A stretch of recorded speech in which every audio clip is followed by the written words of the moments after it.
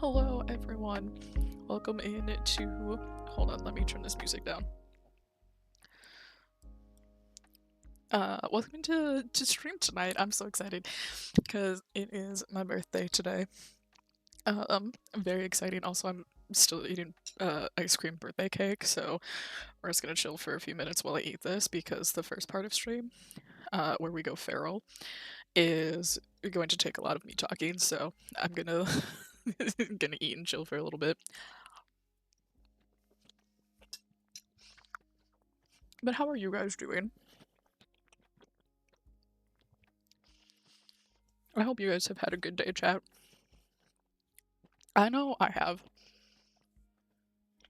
A bunch of my friends reached out to me, a bunch of family reached out to me.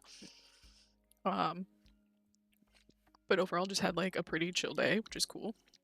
I don't always need to do a lot for my birthday, especially when it's like in the middle of the week like this.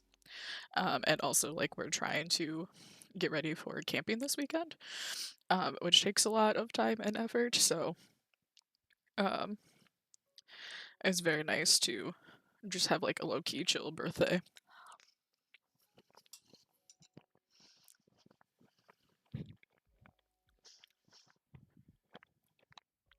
Also, of course, wearing my lovely Call Me Ghostface shirt, because of course I am. Apparently, I also wore this shirt last year during my birthday stream because that memory popped up on my Snapchat. So that was very fun to see. I was like, I plan my life well, guys.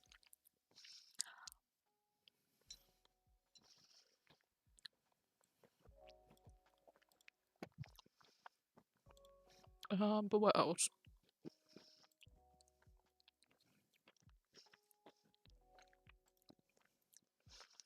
Um, we don't really do presents anymore a lot in my family for like birthdays or holidays or anything.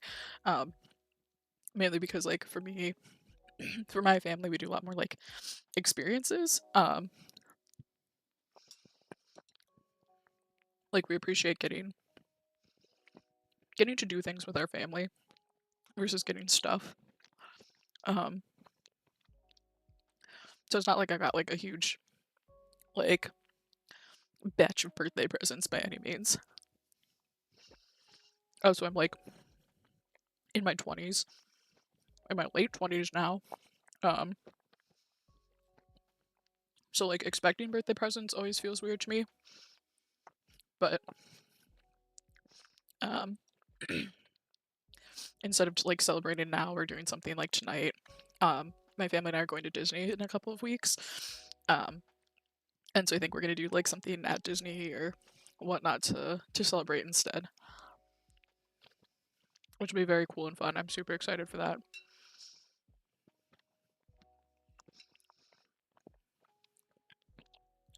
But obviously too, like with it being a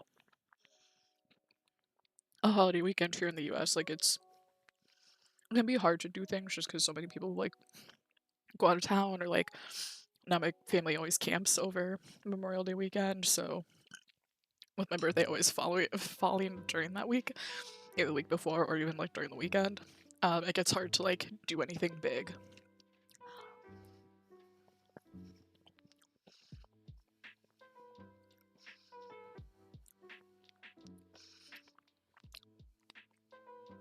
I did of course like go buy myself lunch. I bought myself Taco Bell for lunch because that's like one of my favorite fast food things to get, and I was like, I just want a quick easy lunch. And we got dinner from our favorite Chinese place here in my town. So that was very fun. Um, but yeah, I mean, otherwise I just basically worked today, ran some errands with my mom, didn't really do much else. Oh, for stuff that I did get, because like my mom is a very firm believer in you should at least have like some sort of surprise or like something to open on your birthday.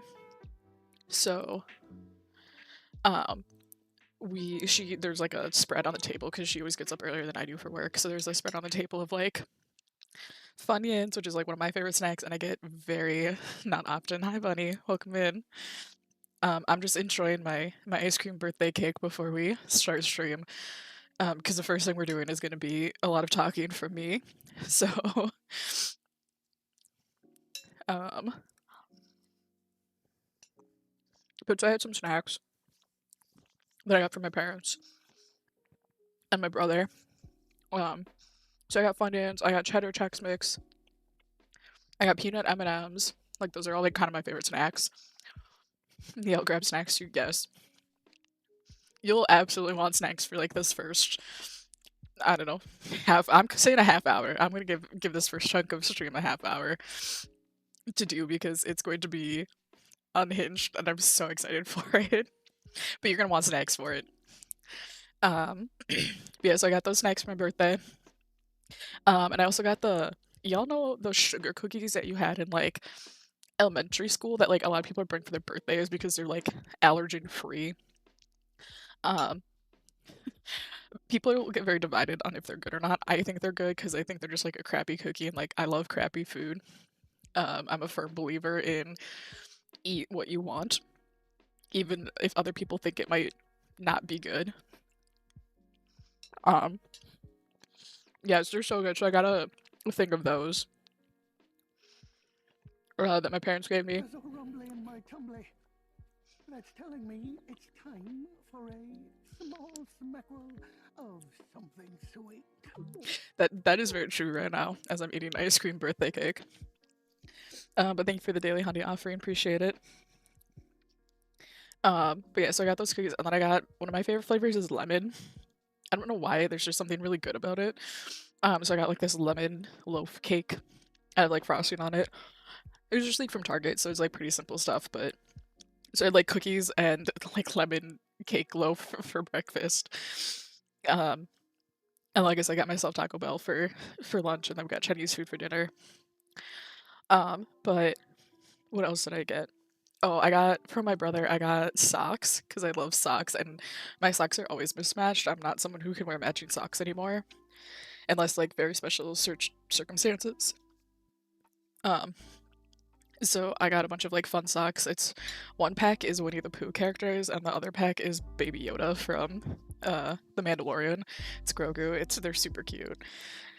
And then he also got me a DoorDash gift card. Love mismatched socks. I've been wearing mismatched socks since I was in high school. Um, which is like kind of crazy to think about that it's been like I've been doing it for so long. Because when I was younger, obviously my parents it drives my mom crazy. Okay, so my dad used to always match my socks. My dad did the laundry when we were younger, and my dad always tried to match my socks, and I was like, stop, like you will never find all of them. But wait, hey Devin, what's up?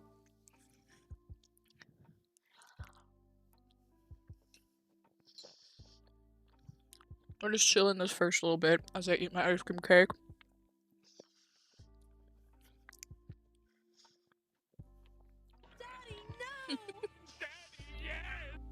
Thank you so much for the sub. I super appreciate it, dude. And thank you for the birthday wishes.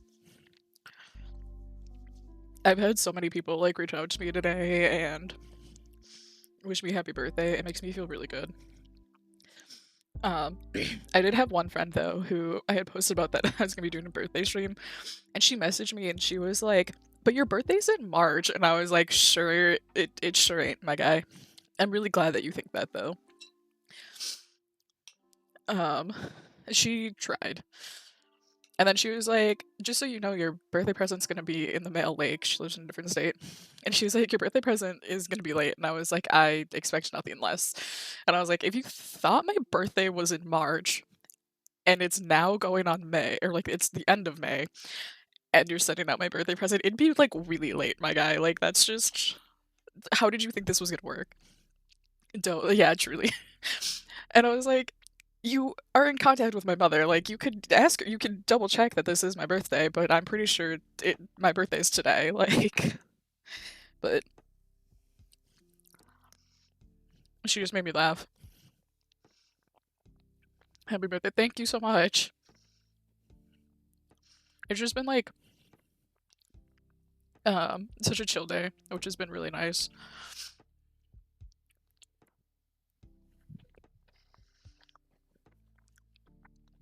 I basically worked and ran some errands. That's really been about it.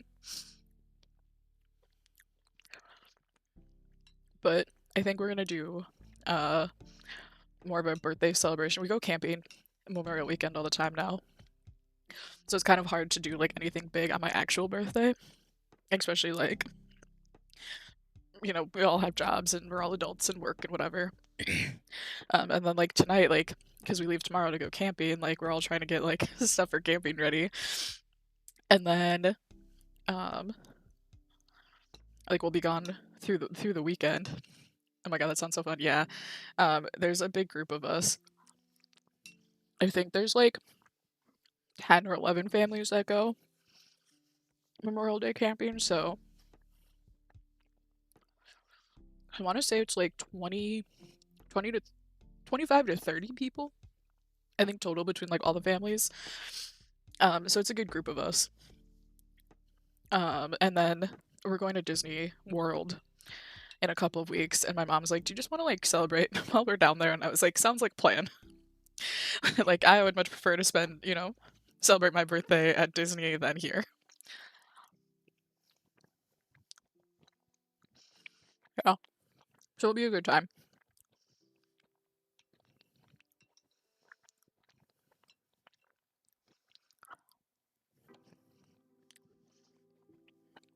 We're just gonna vibe for a little bit longer until I finish my cake, because I need mouth free for the unhingedness that's coming. Which you guys are so wholly unprepared for.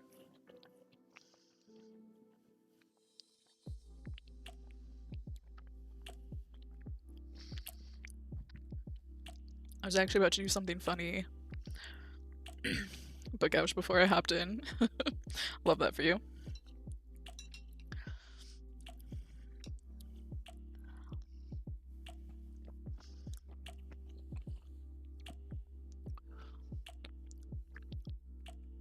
Just got back from 7-Eleven and I was about to go on about my birthday plans in the group chat. Drop them, dude. I want to hear about your birthday plans.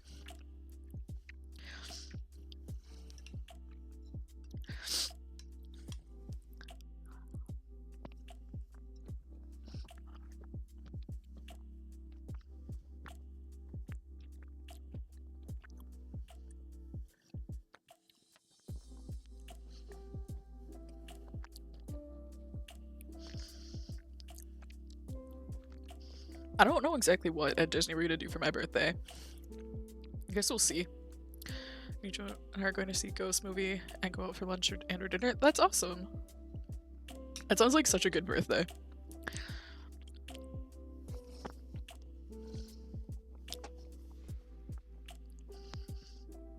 I honestly love chill birthdays more than like trying to like plan something big. The day before that, I'm gonna go see one of my all-time fave bands in concert. That sounds like so much fun. I love that for you.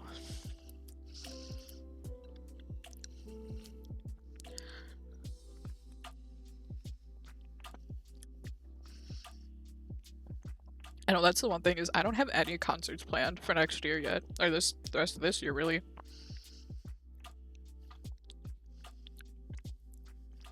But with like all the trips we've taken, it's been hard to justify going to to concerts. Just because it gets so freaking expensive. That and my state. Like, the Midwest as a whole kind of gets forgotten about sometimes with concerts, which kind of sucks. I almost looked into getting tickets for Billie Eilish, but I think it was like at a bad time for me.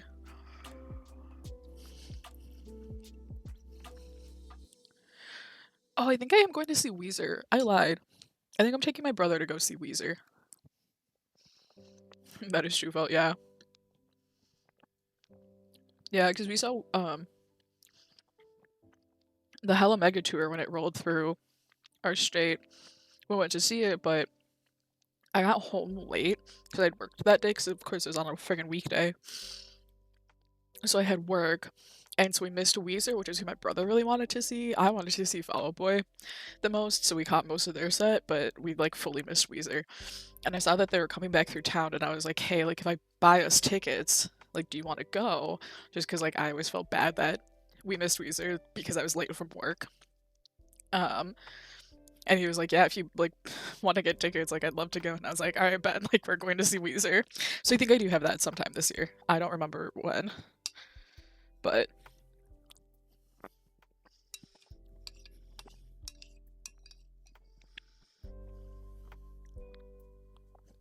gently activities, I try.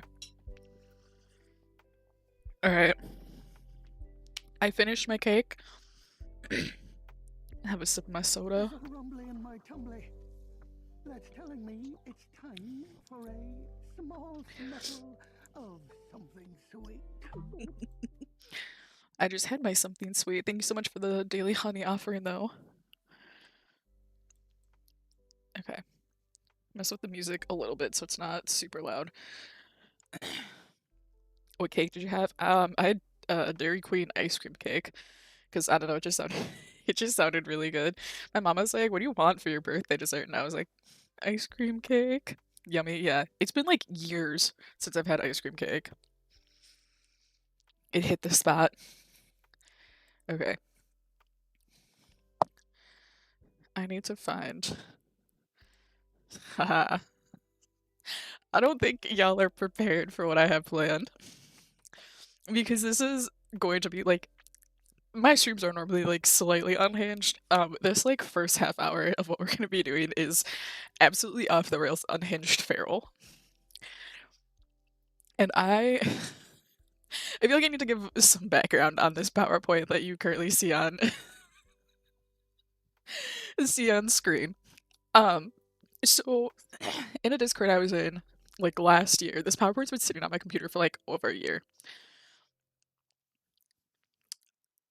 Last year, or it might have even been more like a year and a half ago, someone in another Discord I'm in talked about having a night where we all talk about like make PowerPoints and talk about characters we simp for. And I was like, all right, but I'm gonna take it one step further. Because if you know me, you know that I simp for not the most and I hate to say like normal of characters, but like a lot of the characters I simp for are unhinged. Like I really shouldn't be simping for them. So you like really messed up people, bro. I'll just say yeah. Yeah. There's several. We'll get into it once we like start this PowerPoint, but like I was reminded of this PowerPoint that I had on my computer because I was talking to our friend Rachel. Because one of my D&D characters keeps getting into situations where she's with like a very crazy fae elf man, like kind of trapped with him in a way. Like she you brought me along for that ride, truly. You guys are here for a ride. But anyways, how about that this like white-haired elf, whatever, who's very unhinged. His name's Spirit Face. No. His name is Ilmi, and he is the son of the Unseelie Queen. But he's went a little crazy in our last session, but Rachel keeps going like now kiss, and I was like, let's not do that though. And she's like, why? Like you like unhinged men, like this is up your alley. And I was like, you know what? Just because I have a type doesn't mean anything. And we're going like on and on back and forth. And one of our other like friends in the campaign is like sitting there with us just listening. And then Rachel goes, you have a slideshow. And I've seen said slideshow. Yeah. Just a child of one of the most curious creatures in existence. Yeah, I will. Devin. This character got into like so much shit. It's fine. But anyways, Rachel's like, you have a whole slideshow of like unhinged characters you simp for, and I was like, you're not wrong. And I was like, I've never done anything with this slideshow. It's sat on my computer for like a year, over a year now, and I was like, I need to do something with this. I wanted to do something fun for my birthday stream because I was like, I don't want to just play Dead by Daylight. I don't want to just play a game. Like, let's do something goofy and fun. We are gonna play Jackbox games later, I think, if enough people have interest. Um, there's a slideshow.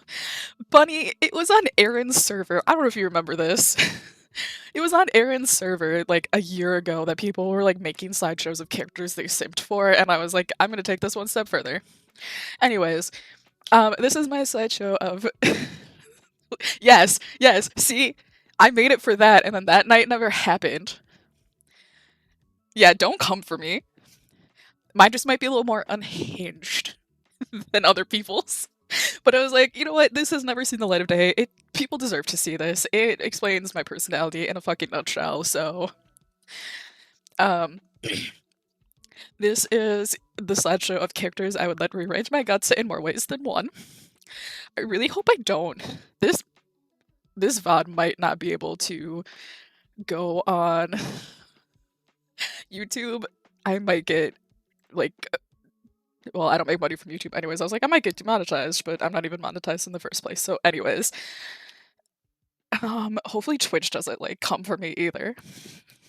Anyways, characters I sim for in a nutshell, in a lot of other words. Introduction. The characters I would go absolutely feral for, but the list gets more unhinged the further we go. And yes, that is it is as bad as it sounds. You'll see. Please save all questions for the end. They may or may not be answered. Explanations may or may not be given. Please take your criticism and judgment elsewhere. Thank you. Honestly, I think they really just care about nudity and graphic descriptions. Okay, you're fine being a perfect. Okay, so the qualifications and criteria of this slideshow. The character is fictional, no real people here, just based off of the nature of what we're talking about. Feels weird to me to put on the internet that, like, I would do nasty things with Henry Cavill or something, like, you know. Just feels weird to me, didn't like that, so all these people are fictional. Criteria. I would either A, let the character spicy destroy me and I would say thank you, or let the character not spicy destroy me and I would say thank you, take those as you will. I have or would read the smuttiest fanfiction of the character, and the character is of legal age, again, just based on, like, things that I feel about these characters and, like, the fact that I would let them rearrange my guts. Legal age. Everyone is 18 or above. Their character is 18 or above. Because some of them are animated, so I can't really say, like, the person is 18 above. Good. I'm really glad someone loves this because I was like, is this dumb? Is this stupid? But we're gonna do it anyways. It's me. I'm gonna do it fucking anyways. So starting off pretty basic. Obi-Wan Kenobi from Star Wars. Babe. Love him. Again, explanations may or may not be given. There might be some hear me outs. Just no, this is amazing. Great. I said y'all would need some snacks for this. Sit in with a drink. It's gonna be a ride. But yeah, starting off very basic. Obi-Wan Kenobi. He's a good pick. I would like to let you all know that this slideshow is like 75 slides long. So you're in for a ride. And some of these slides have more than one character. And yes, I did have to update it because it hadn't been updated in like a year, so you're giving us snacks. Why do we need snacks? Fully. Okay, Obi-Wan Kenobi from Star Wars. Any of the live action Peter Parkers. Oh, I guess they were all 18. Ignore Tom Holland on this. Technically, he's not of age in his movies. But any of like the live action Peter Parkers, I think they're so cute. Flynn Rider from Tangled. Of course, like the perfect Disney man is on this list. They literally brought in like a room full of women to Disney Animation to like make him the perfect man. And they succeeded. He is just, oh my god, I need to go to Tokyo to ride the new Tangled ride because it just looks perfection. Like, it looks like you're in the movie, and I need to see this man IRL. Like, chef's kiss. Steve Rogers and Bucky Barnes from the MCU. Together or separate, does not matter to me. Love both of them. I'm really glad that you all are agreed with my picks so far. Again, I feel like these are like very basic, very that's why they're at the beginning. It gets worse as we go, don't worry. But yeah, so Steve and Bucky from the MCU, they're literally good guys, yeah, so far. Fred and George Weasley from Harry Potter, um, love the twins. I think they're so cute. I think they're so funny. They were what is so here?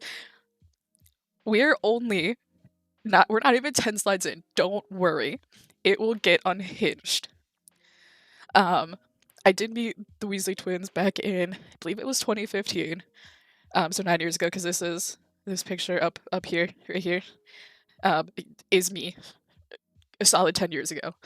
But yeah, they were so sweet and so fun to meet. Um, good guys, love them. Next up, this is kind of a deep pick. Dmitry Belikov from Vampire Academy, specifically the version on Peacock. They did a series, came out in like 2022, maybe even 2021, I don't remember. But Vampire Academy is like one of my favorite book series, and I think he's just so hot. Like, there's this scene where because it's obviously about like vampires, right? He is not a vampire, he's a dampire, which is like half vampire, half human. But there's this scene where like he's trying to teach other vampires like how to protect the good vampires, and he like it sounds familiar. It's so good. If you have Peacock, I highly suggest watching it. It's only one season. It didn't get picked up for a second, which makes me so upset.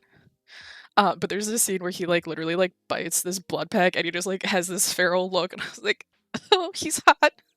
He's also like the main love interest of like the main character, so good shit. Sherlock Holmes specifically, Benedict Cumberbatch and Henry Cavill. There's just something about that curly hair for me. I'm like, I just wanna grab it. And also like obviously Henry Cavill's being like a more of an old-fashioned from like Enola Holmes. Love him in that suit. Um, just so many smashes. Okay, Christian from Moulin Rouge. I have such an obsession with this musical, y'all. And both like Ian McGregor and Aaron Tveit make such good Christians. When we have musical month, I think is in June for movie nights, because I'm gonna start those back up. We're watching Moulin Rouge. Like it is so good. And like if y'all were on TikTok during the um uh like Roxanne soundbite era, seeing the themes here, yeah. But if you were like on TikTok during the Roxanne era, so good. Like that would pop up on my sounds all the time because it's just so good. And this musical's so good. And it breaks my heart every time I see it, but so good. I like literally we saw this live when I came through on tour and I like sobbed in the theater. It was fine. Next up, King Arthur Pendragon from Berlin. I just think he's a cutie.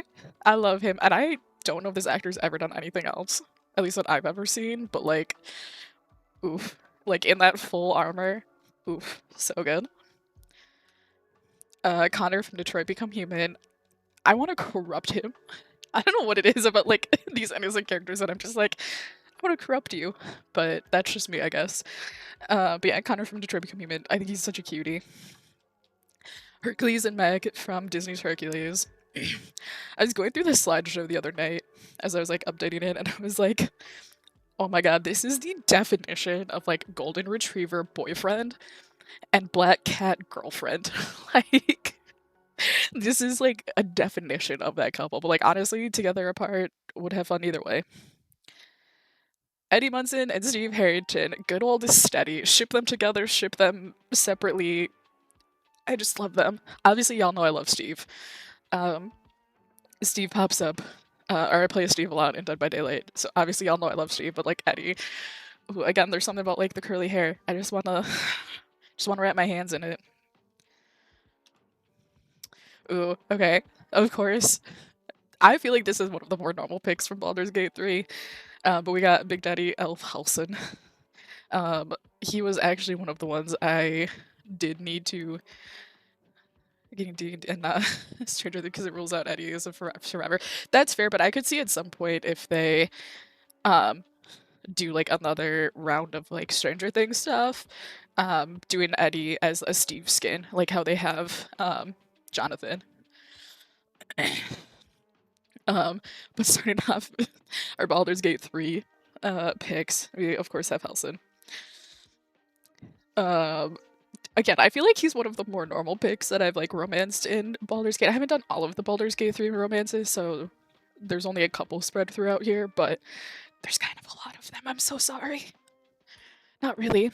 Sticking in RPG realm, Alistair Theron and Cullen Rutherford from the Dragon Age games. Specifically, well, Cullen appears in all three, Origins 2 and Inquisition. I think Alistair's only in 1, and maybe makes an appearance in 3, depending on like your background choices and whatever. But both of these are just like golden retriever boyfriend energy. Um, both of them are just like so like sad lost puppy dogs. Until you like romance them. Cullen, I think, was my first romance in Inquisition. I haven't played Origins yet. It's on my list of like things I do want to play. Um, but like both of them are just like super clumsy. Like they're so cute. Um, I just love them. And then like especially like Cullen's story is like so sad when you get into it, and like you can help him through like such trauma, and I'm like, yes, let me fix him. Sticking with Dragon Age, we have Cassandra Pentagast from 2 and Inquisition. You have to. It's the best series. I've heard that. My personal favorite is 2, but I think it's just because I relate the most to Hawk. But we have Cassandra Pendergast and Crema Clacy. Um, Kaz, like, I just love that she's like just this such like badass warrior, and just like so fucking cool. And then she has like such a soft side, and like just loves like romance books and stuff. I think it's so cute. Um, and then for Krem, like obviously Krem being a transgender male character in a Game of the Year award-winning game, and it just being such a normal thing in game, where like it's you can have a discussion about it, but like it's just such a normal thing, and like all of like Krem's acquaintances and whatever just accept it. Like there's no backlash of Krem being transgender. Like is so fucking cool, and for that game to have come out in 2014, I think. So yeah, almost 10 years ago, like to have trans representation is like just I just love him, and I wish that he was a romanceable option because he would be my pick. Like he's just so cute. I love him.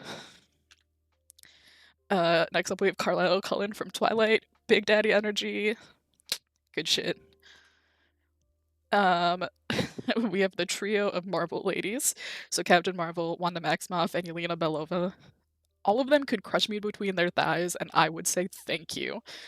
Like truly, I remember going to see Captain Marvel for the first time, and I'd just gotten out of like a not great relationship, and going to see Captain Marvel, and it was me and one of my friends in the theater. It was only us two, and joking about like how hot Captain Marvel, well, not joking, but like talking about Captain Marvel being so hot the entire time, and that she could like crush us between her thighs, and like all this stuff. Like it was just, if there was anyone else in that theater, we would have like probably not done it, but like everyone probably would have been looking at us like, what the fuck? But anyways, like all three badass ladies love it. Of course, we have Daddy Poe Dameron from Star Wars. He's just it's Oscar Isaac in space. Like I couldn't, of course. Like he's so hot, and I need more of Poe. I need more Poe Finn interactions. I ship them so hard. They should have been together. Every time I go to Disney, I always say hi, Daddy, whenever he shows up on screen in Rise of the Resistance. It's fine. Daddy, yeah, truly. Next up is Leon Kennedy, either from Resident Evil or Dead by Daylight. I've never actually played a Resident Evil game. I have seen people play them, but I have never played them myself. But um, I couldn't not have him in the sideshow for how many times I simp over him in Dead by Daylight. Whenever we get a Leon in game, it's always like me just loving him the whole time. And he's either daddy or baby girl. There is no in between. Like the one on the left, baby girl. The one on the right, daddy. No in between.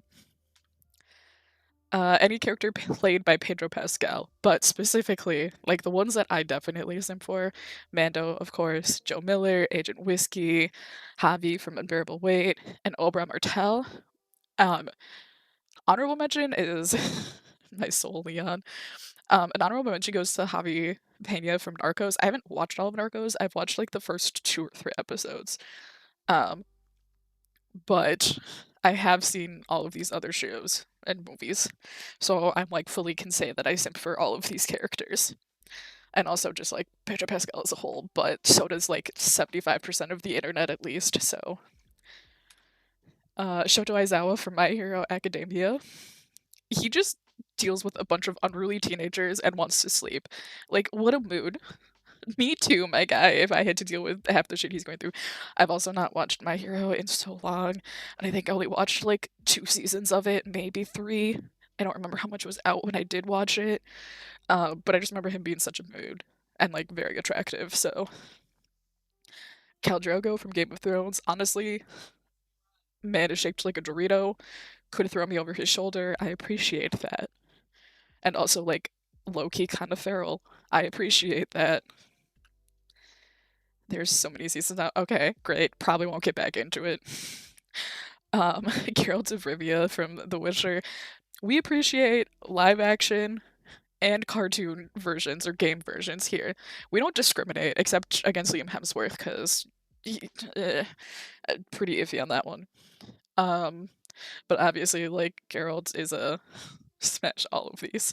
Geralt's a very obvious choice, but starting to get into a little bit of a he's not the most normal of people.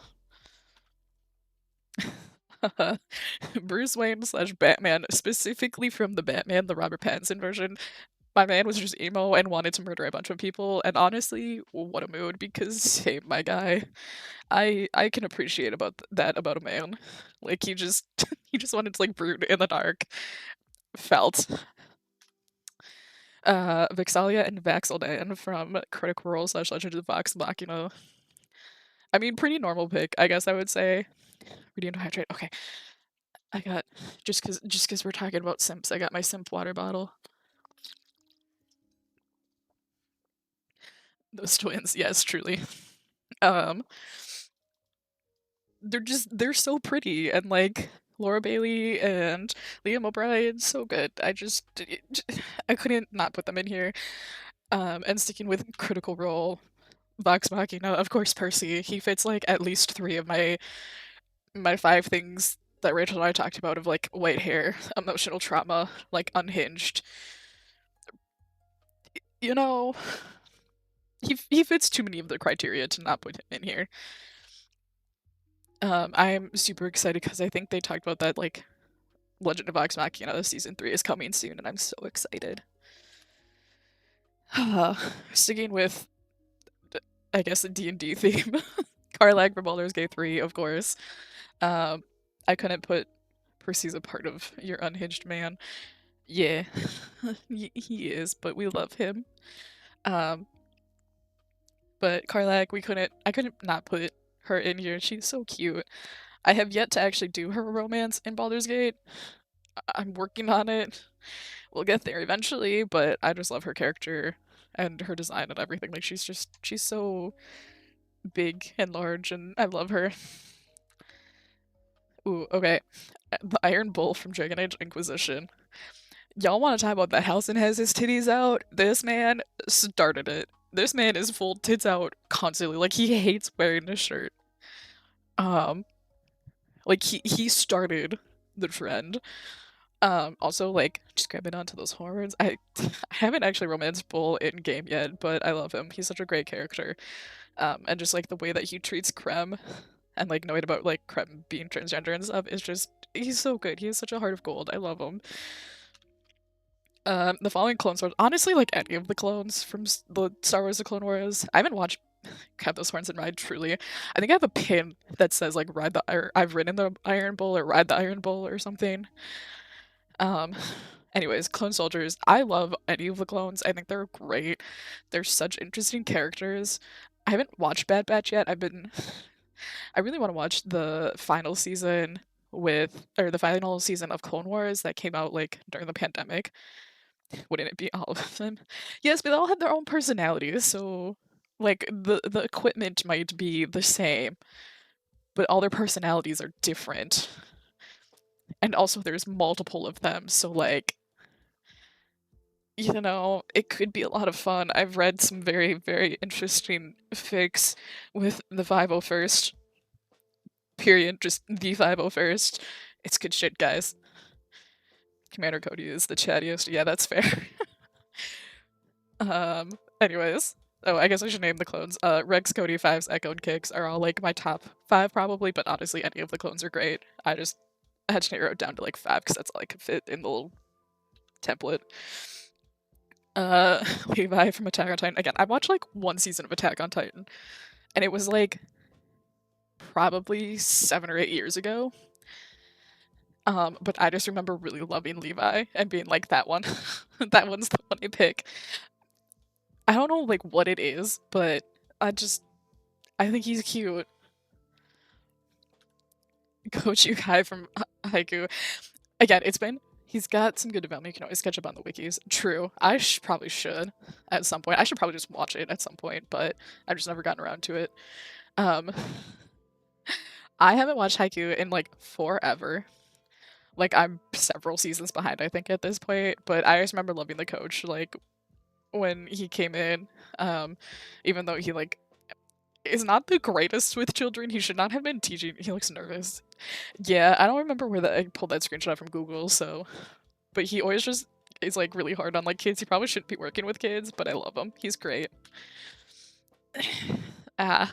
Captain Jack Sparrow, Elizabeth Swann, and William Turner. Truly, the Pirates of the Caribbean is where my bisexuality goes. Who do I look at? Because they're all so pretty. I couldn't just pick one from those movies, so we're getting all 3 of the main characters. I also just really love pirates in general, like as a whole. I love pirates. My main D&D character is a pirate. She was originally going to be Jack Sparrow with boobs, and then she turned into Elizabeth Swann. It's fine. But yeah, I think all three pirates characters are just very, very pretty, and I couldn't pick one. Next up, Dean Winchester from Supernatural. Also, we're like halfway through the slideshow, guys. Like, don't worry. The further we get into this, the more unhinged they get. So just wait. We're only halfway through, and these ones are. Some of them are pretty normal. Some of them are a little iffy. Like Dean Winchester as a character is probably not someone you want to be with in a relationship, but God, he's attractive. Also, this picture in the middle, I did meet Jared and Jensen back in 2014, so I think truly 10 years ago. Guys, you have to understand, I am short. I am a solid 5'1". Like, if you meet me IRL, I am small. I'm short and round. Is how I like to describe myself. So when you meet these guys and they're fucking 6'4", or 6'2", and 6'4", and whatever, Jared is literally squatting in this picture. You can't like super tell, but like fully knees are bent. Like they're both like leaning in so far to like be in frame with me. But they were super fun to meet. But yeah, obviously Dean Winchester's he's just so pretty. So far, just assume I'm saying yes to everything. Fair. Next up, Daryl Dixon. Love me some Norman Reedus. He's on my list of people I want to meet someday. I haven't. Again, this is another show that I like stopped watching.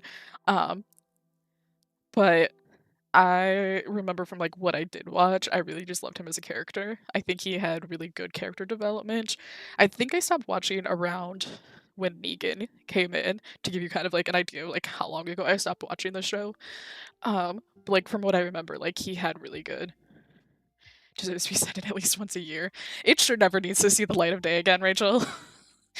And honestly, if we had to talk about Ilmi and you were like, yeah, you have this whole slideshow on like toxic men that you sim for, I would not have remembered to like look at this again. So this is your fault, Rachel. Just letting you know. But anyways, Daryl Dixon, greasy redneck man, had great characterization, like great character arc. Love him. Any of the following characters played by David Tennant: the Doctor from Doctor Who, Crowley from Good Omens, Scrooge McDuck from DuckTales, Barty Crouch Jr. from Harry Potter, and Professor Huang from Star Wars: The Clone Wars. I think he's in Ahsoka too. I haven't watched that yet. Guys, I have so many shows I need to watch, but I think he is live action now, which is very cool. And I'm also very sad because I was supposed to meet David Tennant at a convention, and I was like so ready because I had a Crowley cosplay all ready to go. Happy to remind you of this, Jen, anytime. It sure never needs to see the light of day after this. But anyways, I was supposed to meet David Tennant. His smash throughout time. Um, was supposed to meet him. Unfortunately, could not. He had to pull out of the convention for his wife went into labor, so he had to pull out to be there for her. Obviously, a very valid reason to pull out, but um, I did get to meet Christopher Eccleston instead. Chris Eccleston came to that convention in David Tennant's place, which was very cool. But someday, David Tennant, I hope to meet. Next up, Ash Lakes from Banana Fish. If you have seen this anime, oh, you know the heartbreak of this anime. Um, that's still such an honor. It was so cool. Banana Fish. It is one season, but it is the saddest anime. I sobbed watching this anime. It is like one of my friend's favorite animes, and I was like, I'm gonna watch it because you liked it. And I just, it is it is very emotionally heavy. Obviously, like it deals with some very sensitive topics, so like you really need to be in a place where you're able to like watch that kind of stuff and like digest it and like be okay. Um, but he's just so pretty, and I'm actually basing one of the characters in my book slightly off of Ashlink's. It's slightly also like based off of a friend and like his character. Um, but yeah, I have a thing for Ashlinks, and it's bad. Next up, Crow Branwen from Ruby. Love me a drunkle. He, I haven't seen the latest season where they're trapped in like Wonderland or whatever, but um, I just really love Crow. Like and I've actually met both voice actors for Crow, because it originally started off as one actor and like got taken over by another, and I met both of them.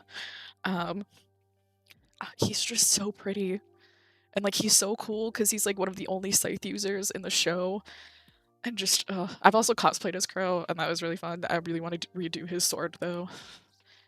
But yeah, I just love me a drunk man. Hobie Brown slash Spider-Punk from the Spider-Verse movies.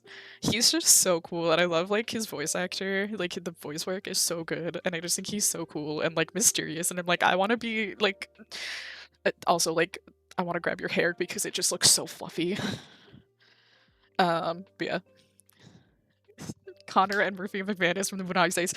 If you were there when we watched these movies, because there's two of them, if you were there in the watch party when we watched these movies, y'all know I go feral for these men.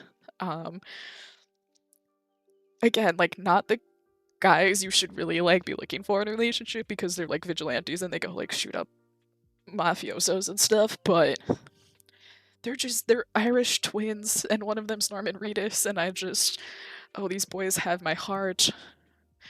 I'm surprised Bunny's not chiming in with how much I love them, because she's read the smutty things off spice, I like to call it, things that I've written recently about these two boys, but they have my heart. I love them.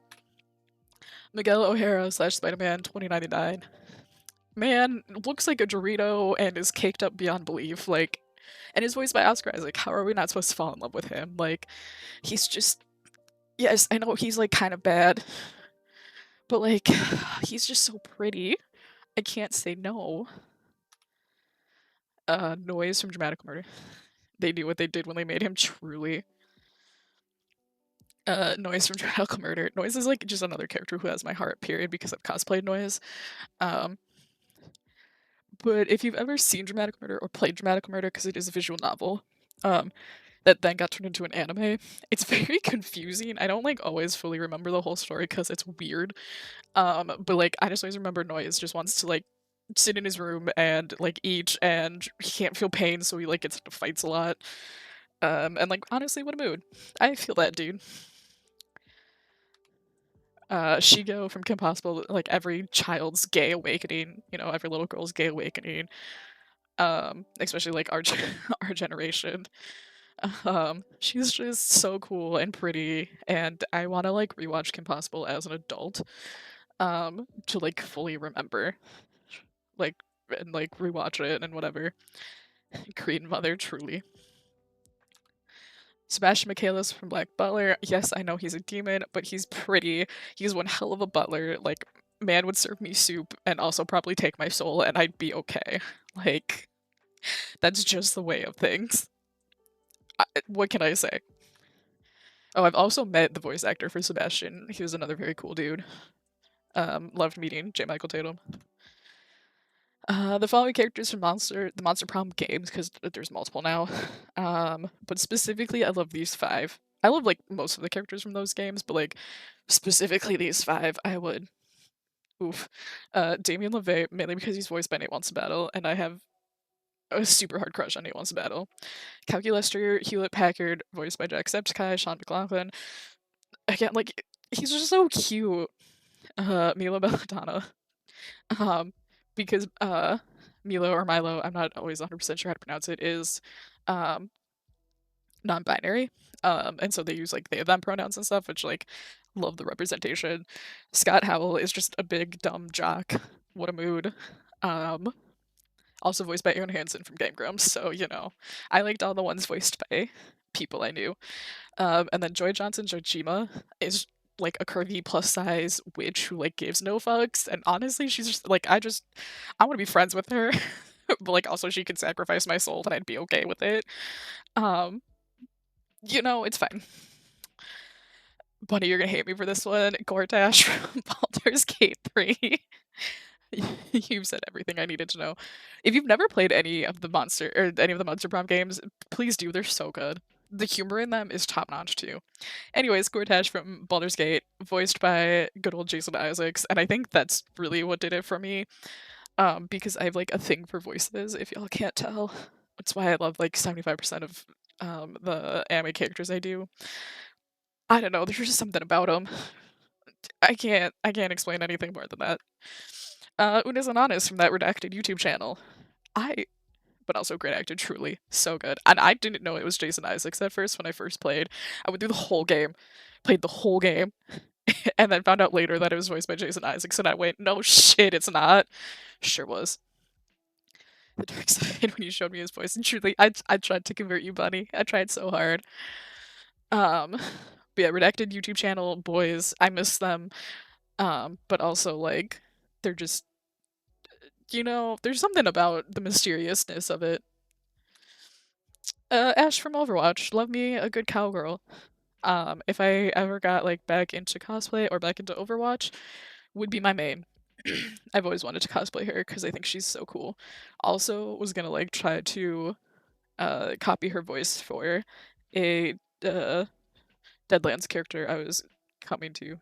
She's fun now. I might play Overwatch. I don't know. I'm always so nervous to play it because people are mean and I'm not good at it. But I sure do love her. And of course, sticking with cowboys in Overwatch, Cassidy, of course, good old high noon boy. I just think he's really cute. There's just pirates and cowboys apparently got a thing for him. Here, here is the start of the traumatized elf boys. It's our boy Matt, yeah. Traumatized elf boys, white with white hair, formerly owned by a very nasty slave owner, with scars put onto them by former slave owner, who have then escaped. This is just one of them. If I had a nickel for every time I fell in love with one, I'd have two, which is weird.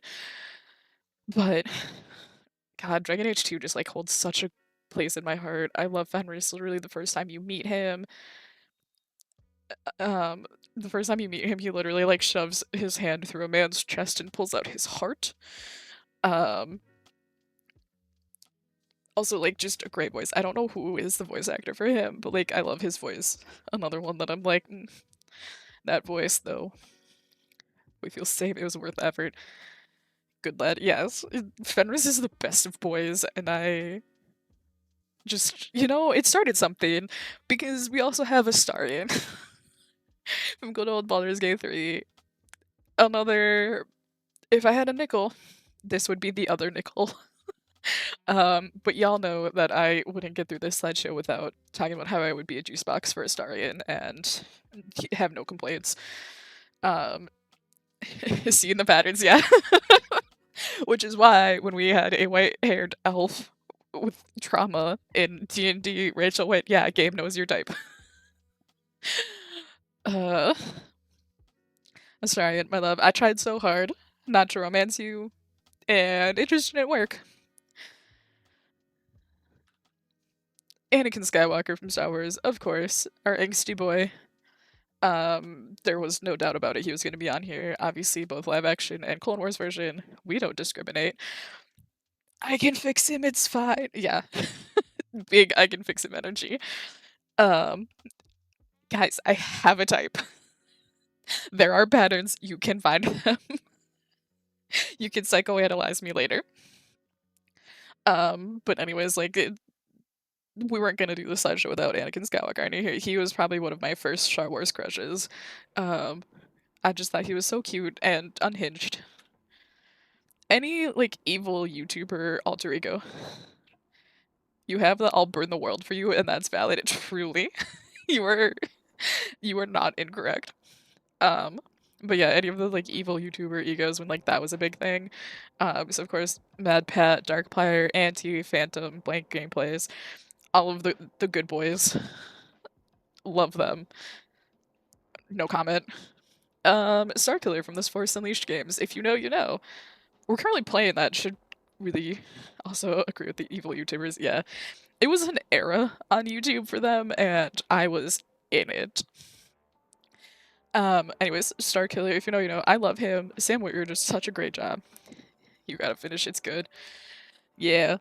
I mean, I've played them before, so I know how it ends. I just gotta play it on the channel. We'll get back to it. Maybe next week we'll play it. We'll see. Um, I'm not totally sure what my stream schedule is next week. I need catching up on the evil YouTubers. That's a new one for me. Truly, it was like 20. I'd say like 2015 to like 2018. Um, was like a very like ego set. Like Jacksepticeye had a bunch of egos, or like still has a bunch of egos. Markiplier has a bunch because he's got like Wilfred Warfstache and like all these other ones. But yeah, like the evil ones are really what I was like into. Also, like if you follow Jacksepticeye's coffee company, it's called Top of the Morning Coffee. They, if Sean is ever late, the evil ones are chef's kiss. Truly, if he's ever late to a meeting, they post on Twitter or X or whatever you want to call it, like stupid memes of like Auntie. It's fucking hilarious. If you ever need a laugh, go look at their X. It's pretty good. But anyway, Starkiller, I love him. I had such a crush on him as a kid, and now I'm just like he's unhinged, and it's great. Raphael from Baldur's Gate 3. I have zero comment on this. Like, truly, no comment. Moving on. Um,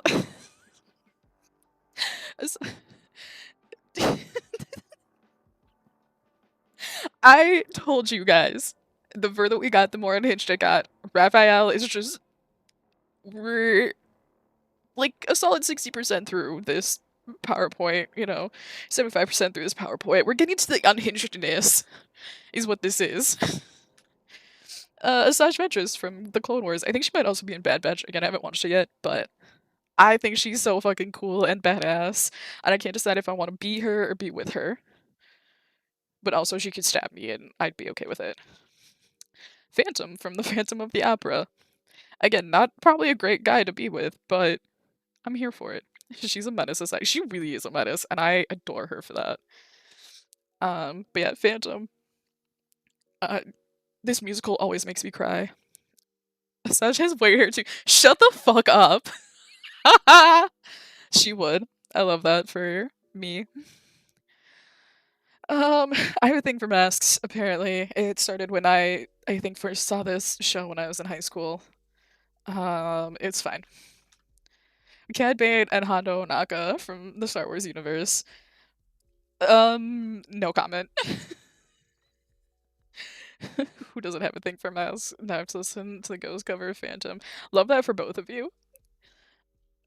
Yeah, no comment on these two. I really am mad though about what they did to Cad Bane in Boba Fett. Like masks. I'm really mad what they did to Cad Bane in Boba Fett though, because I wanted to see like a buddy cop show with these two because it would have been fucking hysterical. I did hear they did him so dirty, and I was so mad. Megamind.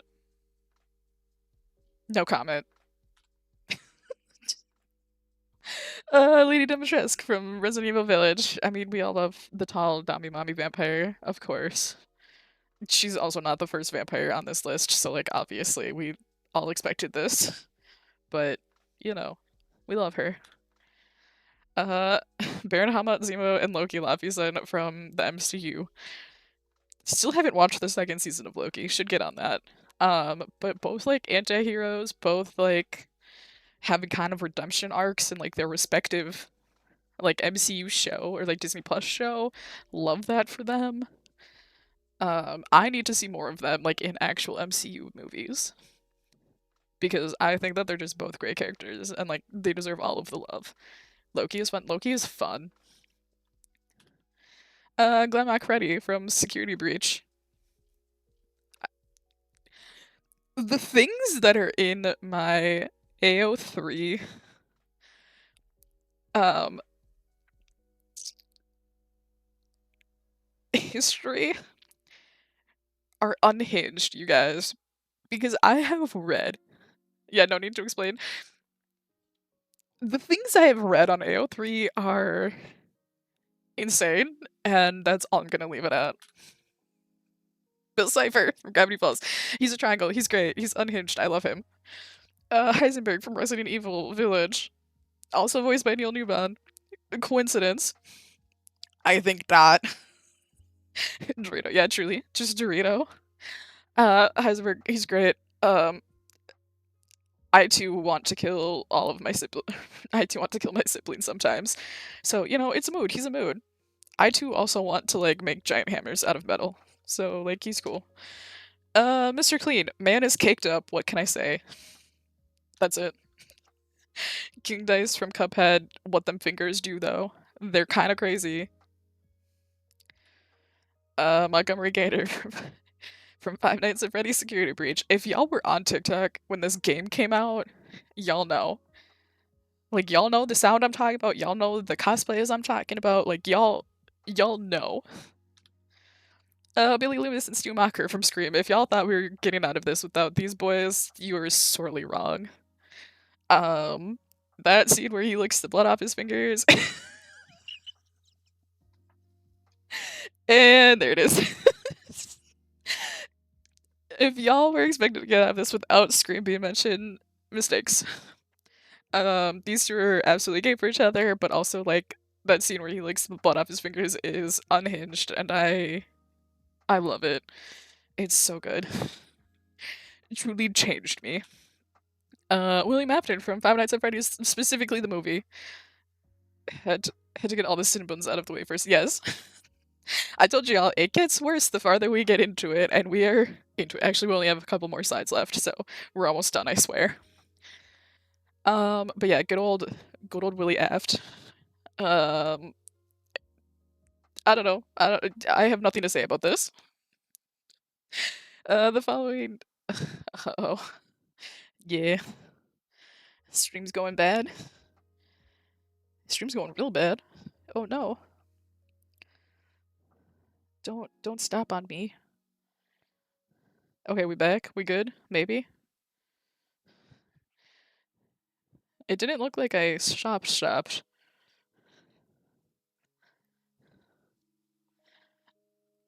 Okay. But yeah, William Afton, no comments. We love a good serial killer here. The following DBD killers. Obviously, Skull Merchant, Mommy, no comments further than that. Pyramid Head, Dorito. Let's ride it last. I'm so excited to simp for Vecna in game. I think he just no comment. Wraith, mainly because Wraith kind of has a bit of a story to him on why I simp for him. It's because he's truly like the sad emo boy of the group. Especially if you've played Hooked on You, the dating sim, the Dead by Daylight dating sim, you know. And he's like he's so adorable. I love him. And then obviously Wesker because he just degrades you, and like honestly, I'm into it. Um,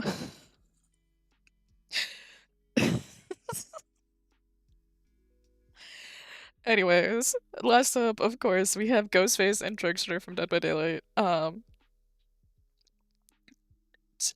I mean, y'all have seen me play this game multiple times. Y'all know these two are obviously going to be the last and most unhinged of them. Um, we weren't getting away without these two making an appearance, but that's also why they're last because, like, truly should not simp for the good old serial killers. But here we are. That's how this presentation is going. So in summary, I am most likely mentally unwell, but I've never been tested, so who knows? It's all good. And yes, I would let any character in this presentation do unspeakable things to me, no questions asked. Thanks, and please don't judge me. Oh my gosh. That was a time, you guys. Thanks for sticking with me as I went through this. This is the last slide, so um I just thought that this should see the light of day somewhere, and now it can get buried back in my computer files. Of fucking course. You know what? Yeah, that's honestly just very fair at this point. All right. I got the summary is taking me out as it should. I hope this whole presentation took you out, truly. That's all I ever want in my life. I can't wait for that to go on YouTube. Judging silently. That's fine. You can judge silently. I judge myself for this shit. Literally, like, was making, like, going back through this presentation and being like, oh my god, I don't. Holy shit. And then I was like, I gotta put all of, like, because it didn't have any Baldur's Gate characters in it, because the game wasn't out at that point, whatever. And so I had to, like, add in all the Baldur's Gate characters, and I was like, ah, shit, I forgot this one. Ah, shit, I forgot this one. I love you so much. Thanks for sharing. That was fun. Good. I'm glad you guys enjoyed it. And I literally, like, sat there as I was, like, updating it and was scrolling through my Pinterest simp board, because yes, I have a board on Pinterest that is just called Simps. And I was, like, scrolling through it being like, all right, like, who else do I need to add from this list? Like, oh my god, you guys. I have a problem, is what I have. Okay, do y'all want to play some Jackbox games? Is that something we want to do? Otherwise, I was thinking maybe I'll just play some Dead by Daylight, or I don't know. We could play Force Unleashed. Um,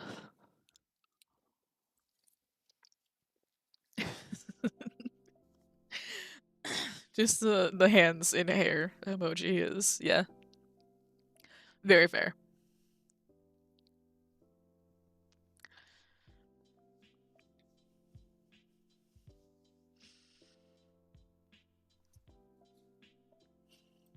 Or we could play more Hades, because I still haven't finished that yet. Oh, I didn't put any Hades characters in there. Ooh. Should have just had a whole slide of Hades characters. That's okay. I was trying to think of, like, what else we could do. That's, yeah. I'm assuming that yes to Jackbox games. I know. I think stream is probably a little lagged. Okay, we'll do some Jackbox games then. We're gonna start with. We're gonna start with Trivia Murder Party, because that's, like, my favorite. So if that's cool with you guys, we can start with some Trivia Murder Party. I do also have, so I have packs 4 through 7. So I do also, like, have Quiplash. I do have, like, Fibbage, because I know that's a pretty popular one. Trivia Murder Party. I don't know, like, what else?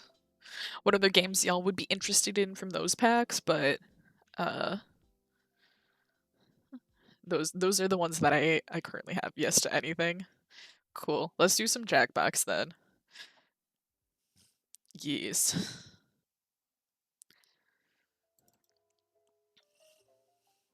All right. Ooh, I suppose we should change this to, whoa, Jackbox.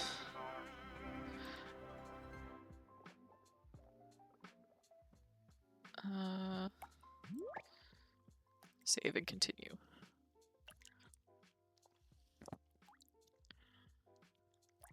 Activate. Cool. BRB, no worries. I'm just gonna get this set up. Ooh, we can probably stop the lo-fi.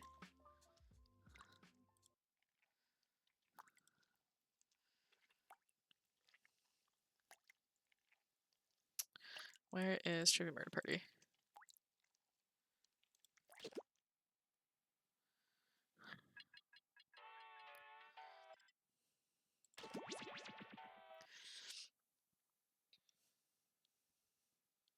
Oh, I am going to jump into voice chat on Discord if anyone wants to join me as well.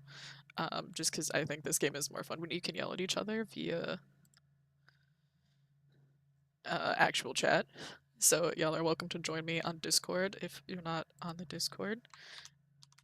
There's the link. But y'all can come join me and play like IRL.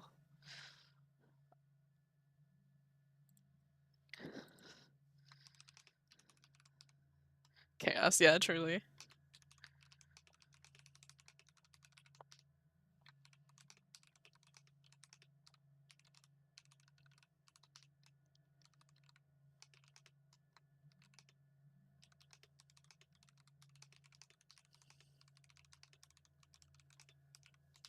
Okay. Updated the Discord so they know what's happening. And we'll get a game set up. I gotta actually use my phone.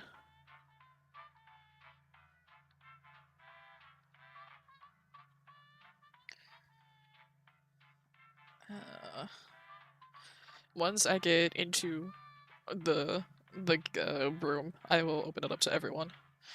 You just gotta give me a second here. Oh, it's taking me a while to connect to the internet. That's a bummer. Maybe we won't be playing Jackbox because if I have bad service. Also, isn't there a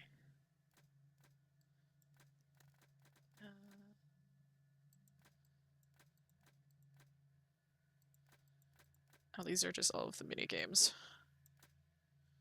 Subtitles. Okay. I just want to make sure that all my settings looked good.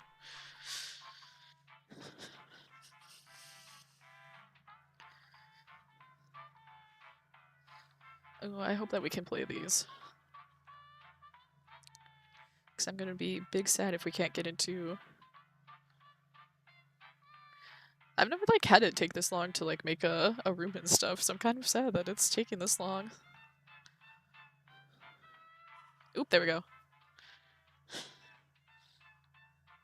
If you guys want to be ready to grab this code, head to jackbox.tv, and then you'll be prompted to enter the code once I put it on screen. We'll go to this one, and I need... Where's my fucking... Excuse me. There we go.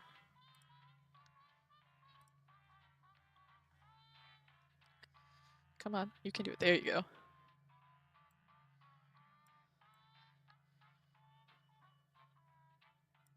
Alright. So code is up. If you'd like to join, we'll give it a few minutes to make sure everyone gets in who wants to play.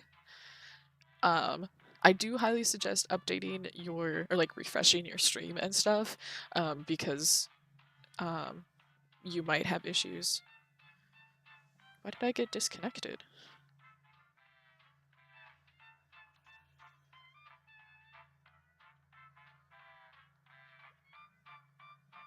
What the heck? I just like got kicked, but... And now it's saying like room not found? What the heck?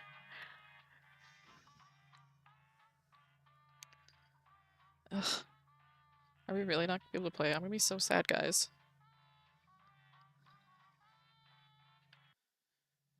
Yeah. Oh. Okay, hold on. Let me go back. Let me see. Yeah, the code wasn't working for me either. I think my internet is just not able to handle it, which is like such a bummer because I really wanted to play. Let me see if I can set up another room. But yeah, I got kicked from it too. Okay.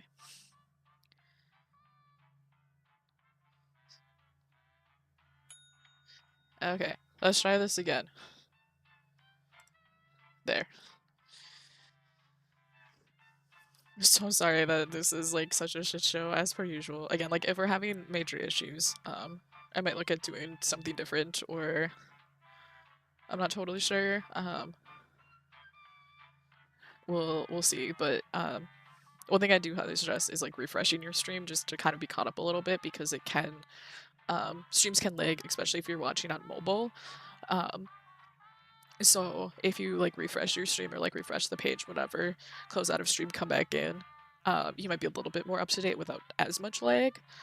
I return. Welcome back. But especially like for Jackbox games, I know the lag can sometimes be a detriment if you're not paying attention and whatnot. So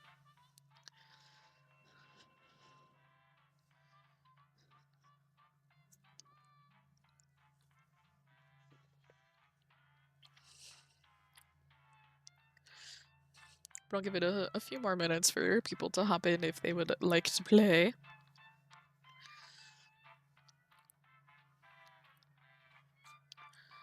The other thing too is I can always hop out of the Discord call just because I thought it would be fun to do that. But if that's also being an issue, it's a bit slow. One sec. Okay, no worries.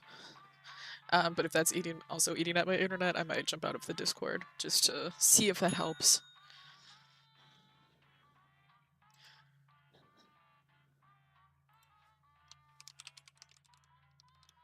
I'm in. Alright.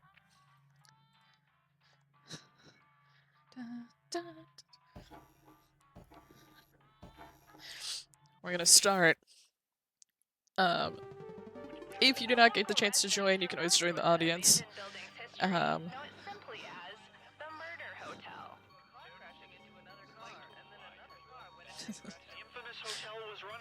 You'll see our players here. We won't skip the intro yet.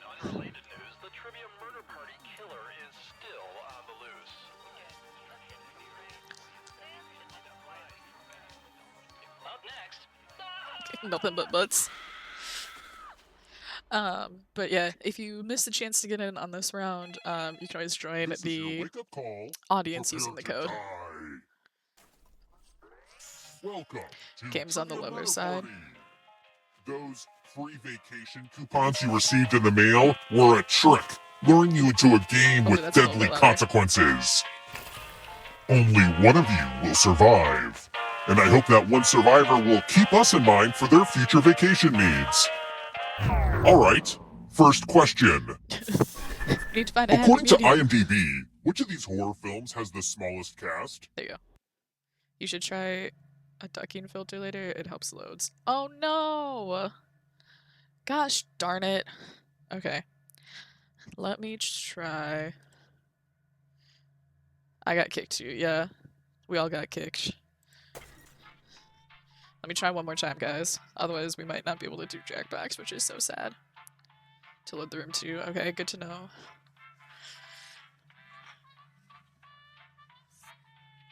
Oh, I suppose I should do this so I can get in.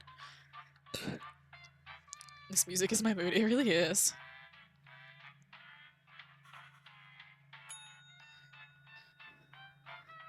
Okay.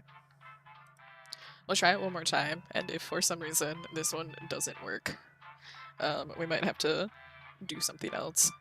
Or maybe we'll just call it like a really short stream. And we'll just like hang out in Discord or something.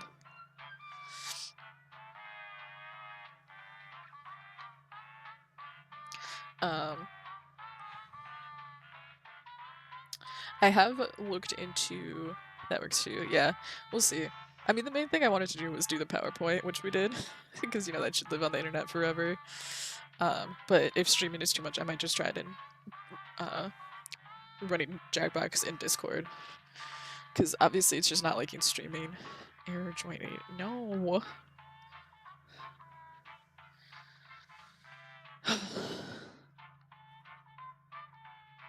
I think Jackbox is struggling. Yeah, I just got kicked again. Okay. So, obviously, not gonna work. Let me go back to here. Um, I mean, the main thing I wanted to do was definitely like the PowerPoint, because that should live on the internet forever. Here, we'll just let the Jackbox music play in the background.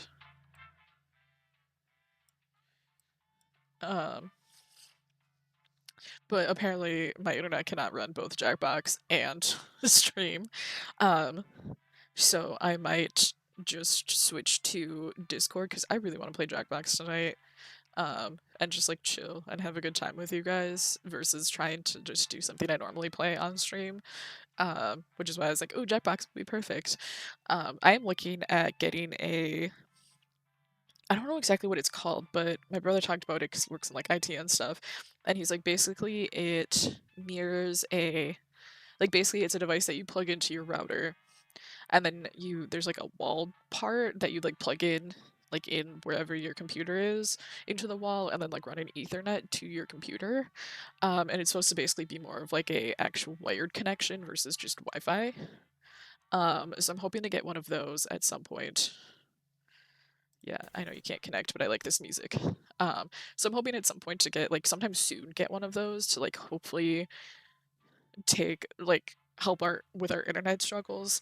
But like it's just weird stuff that doesn't seem to want to work, because like streamed Baldur's Gate, no issues. Streamed Dead by Daylight for a while the other week and had no issues until the end. And I think it was just because too many people were trying to play Chaos Shuffle. And so I think their servers were getting bogged down. No, I think it's just Jackbox. I at least tonight, yeah. Again, like I just don't think I can run both Jackbox and stream. I think it's just the main issue. But again, like I wanted to do something like different and fun that we don't normally do, so which was Jackbox. But you were having some issues in stream earlier, yeah. But again, like it's just such weird stuff that doesn't seem to want to work. Cause like we had just so many issues with Abiotic, but Baldur's Gate was fine. Yeah, it just keeps kicking me. You should reach out to your ISP sometime. I might, but I don't think anyone else in my family is having issues, because sometimes it's actually on their end. It could be, but again, like I never have any issues like doing other stuff. Like we have no issues streaming, like watching like Netflix or like whatever streaming stuff. I never have issues like just watching YouTube. I never have any issues playing like Dungeons and Dragons, and we play like all online. I never have like any issues really in Discord unless I'm like streaming, like when we had Abiotic. I think I was seeing some red. Um, so it just seems to be like, I think it's just because we have 4 adults using our internet and I'm streaming off of Wi-Fi, and like so is everyone else in my household is basically using Wi-Fi. So if we're all using it at the same time, fair point. I'm trying to stop myself from putting on my IT mask.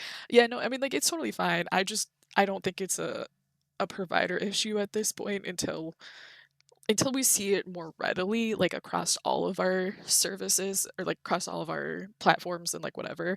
I don't think it's a provider problem. But I'm hoping once we get kind of like that is the upload part, yeah. I think my stream just takes so much internet that seems like it's an issue with the upload. Yeah, it totally could be.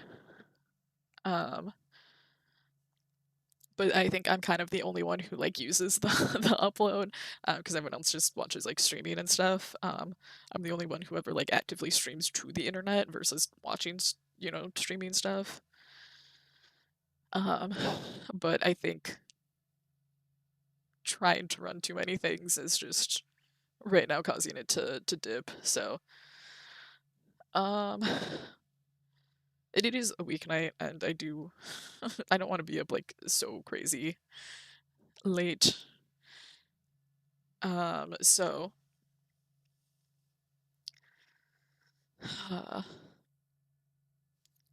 just don't know like what to, because again, like I want to get out of here. I wanted to go back. Go back. Get out of here.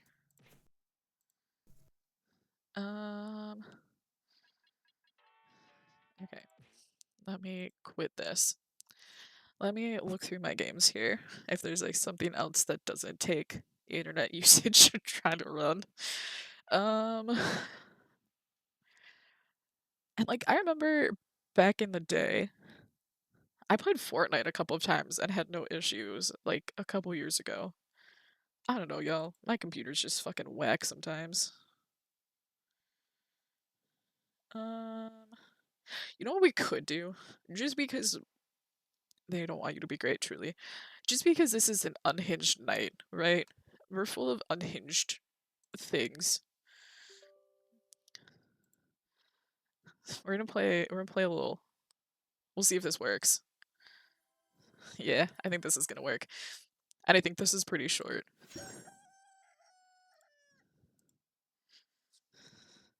What the fuck is this called?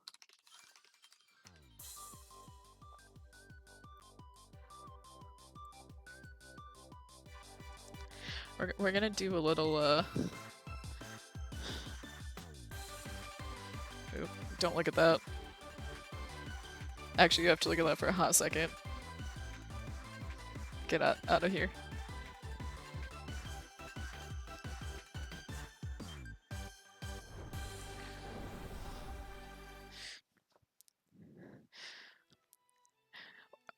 We're gonna play a little bit of this because I've had this for so long and I've never played it because I was like I want to play this on stream. Yes, I did cosplay a Bibber. I did cosplay Bibber at one point, but I've never played this game. And it's been on my computer for so long, and I feel like we should play it because if this night is going to be a night of unhinged feralness, this is what we're doing. So we're gonna get into it, and I hope to God this works. I keep forgetting you're a Zoomer. Okay, I consider myself a Zillennial, thank you. Because I'm in my late 20s. Like, don't get me wrong. So I definitely can see myself on both. The most you game teasing, yeah. No, this is the game we deserve after what we did, so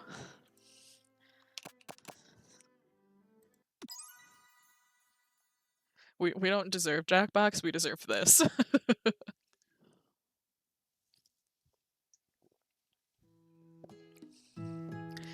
Need sauce, truly. You sleep softly as the morning sun casts a warm glow through the window of your modest student apartment. Oh god, are we in college again?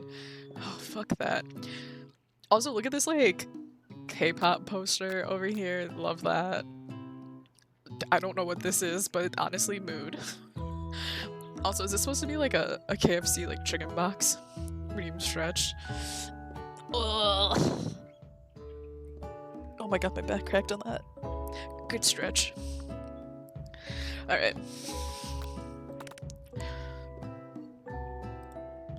The world is peaceful and serene. You could stay in the moment forever.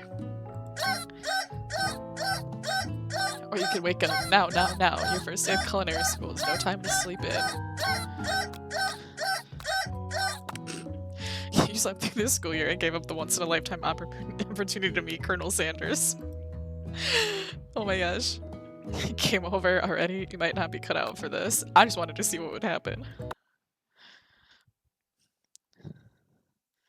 Oh god, did the game freeze on me? Okay. I was like, oh my gosh. Alright. Smack that clock up and at 'em.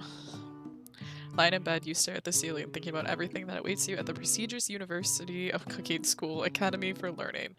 Yes, that absolutely sounds like a totally real and normal alarm clock. Truly. It totally sounds like a real and normal, school.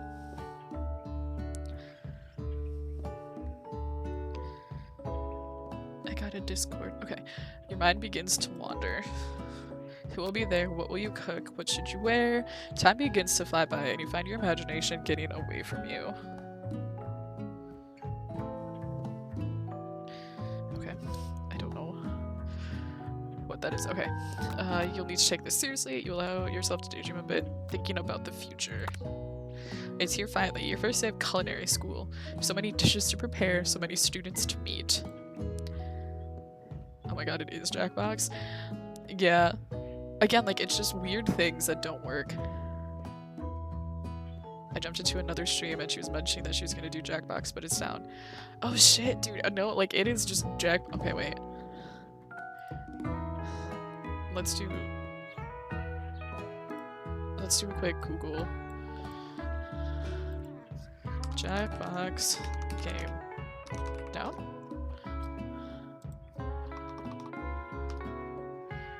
Current problems and outages. Oh shit, yeah. Hold on, let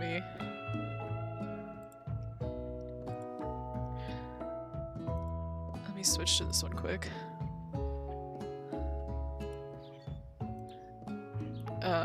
Look at all these outages reported in like the last hour.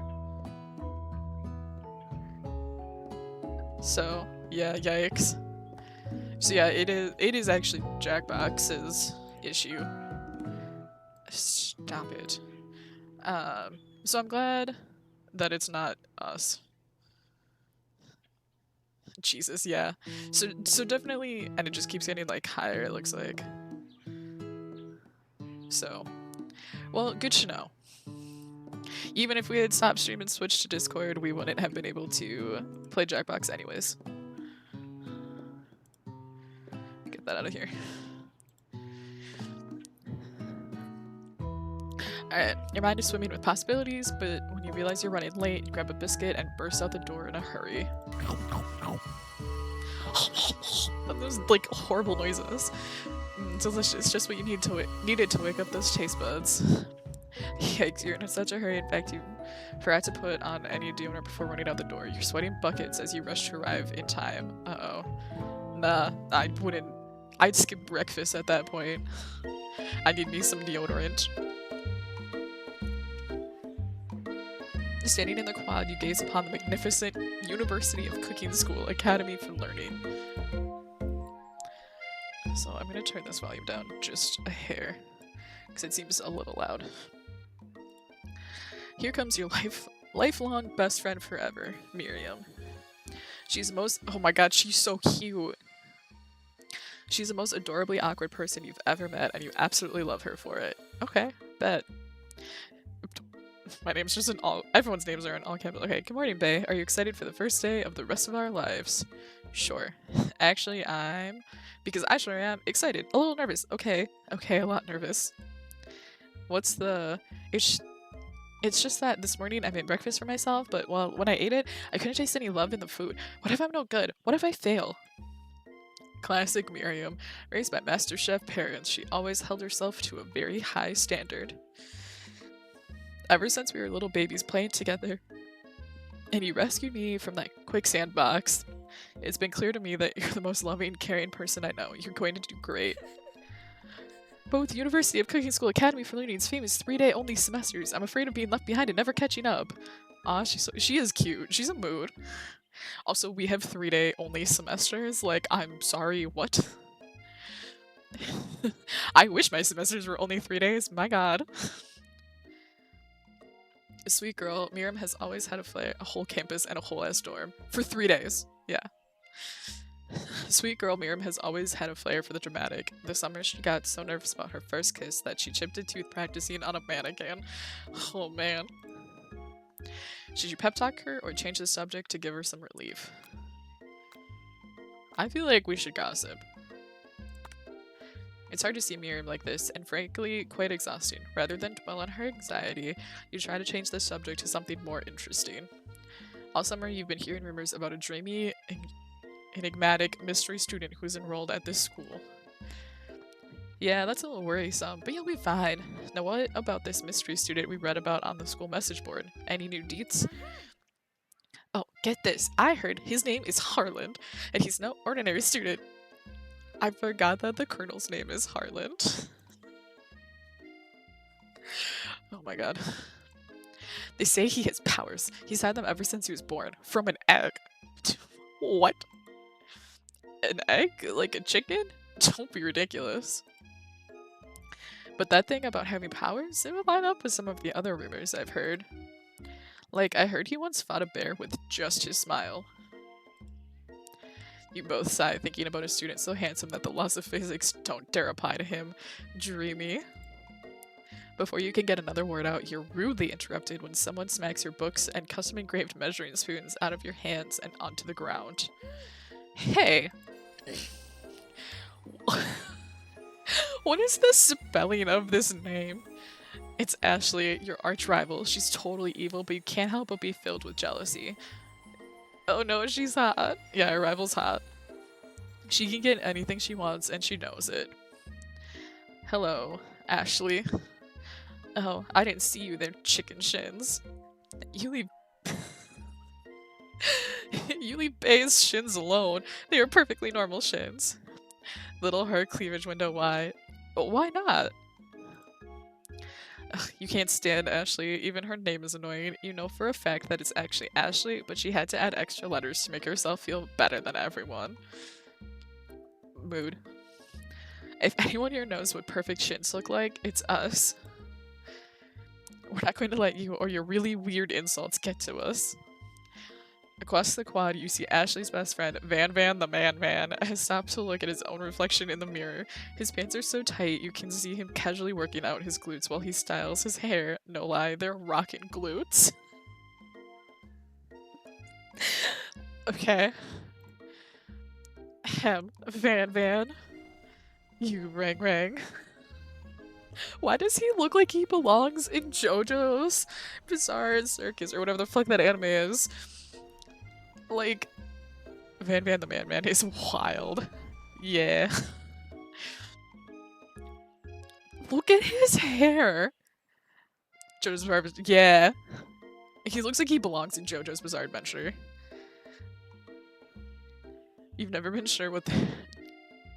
Google JoJo Polnareff? The fuck is that name? JoJo Polnareff. Ew, this man looks horrible. Hold on, let me... Like, this man looks horrible. Who is this man? I've never seen a day of JoJo's in my life. Just ew.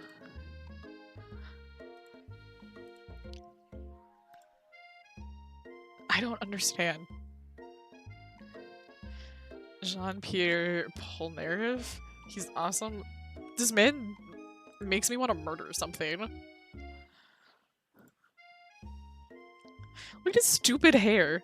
I think like every character in JoJo's looks crazy though.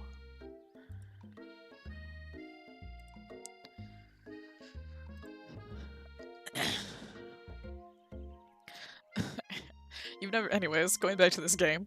You've never been sure what their arrangement is, but as long as you've known them, Ashley and Van have been just as close as you and Miriam, but substantially more devious. Oh my god, look at the chicken cutouts on her leggings. Guys, I want to cosplay her. No one would understand it. Oh my Lanta. I can't believe that University of Cooking School Academy for Learning would ever allow people like you to attend as students. I know, right? You'd think they'd just hand us our diplomas now. Also, like, what is this cutout on his shirt? Like, why does it just have, like, a collar? Please do. It may be, if I ever get back into cosplay.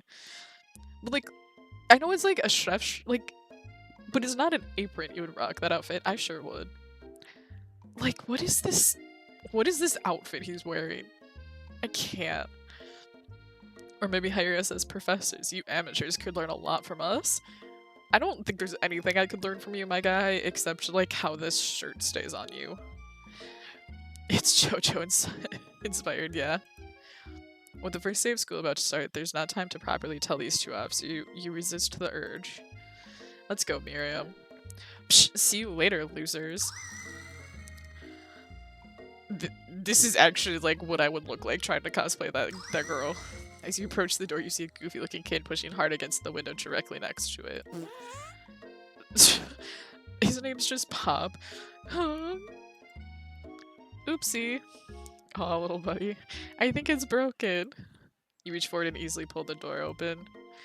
That should do the trick. I love you! I like his little bowl cut. I think you mean thank you? My name is Pop. I was named after my Pop-Pop. He's old. Fair. Could someone like this also be a student at the school? He must be one heck of a chef. Also, his name tag clearly says Bob, but I guess he's reading it upside down.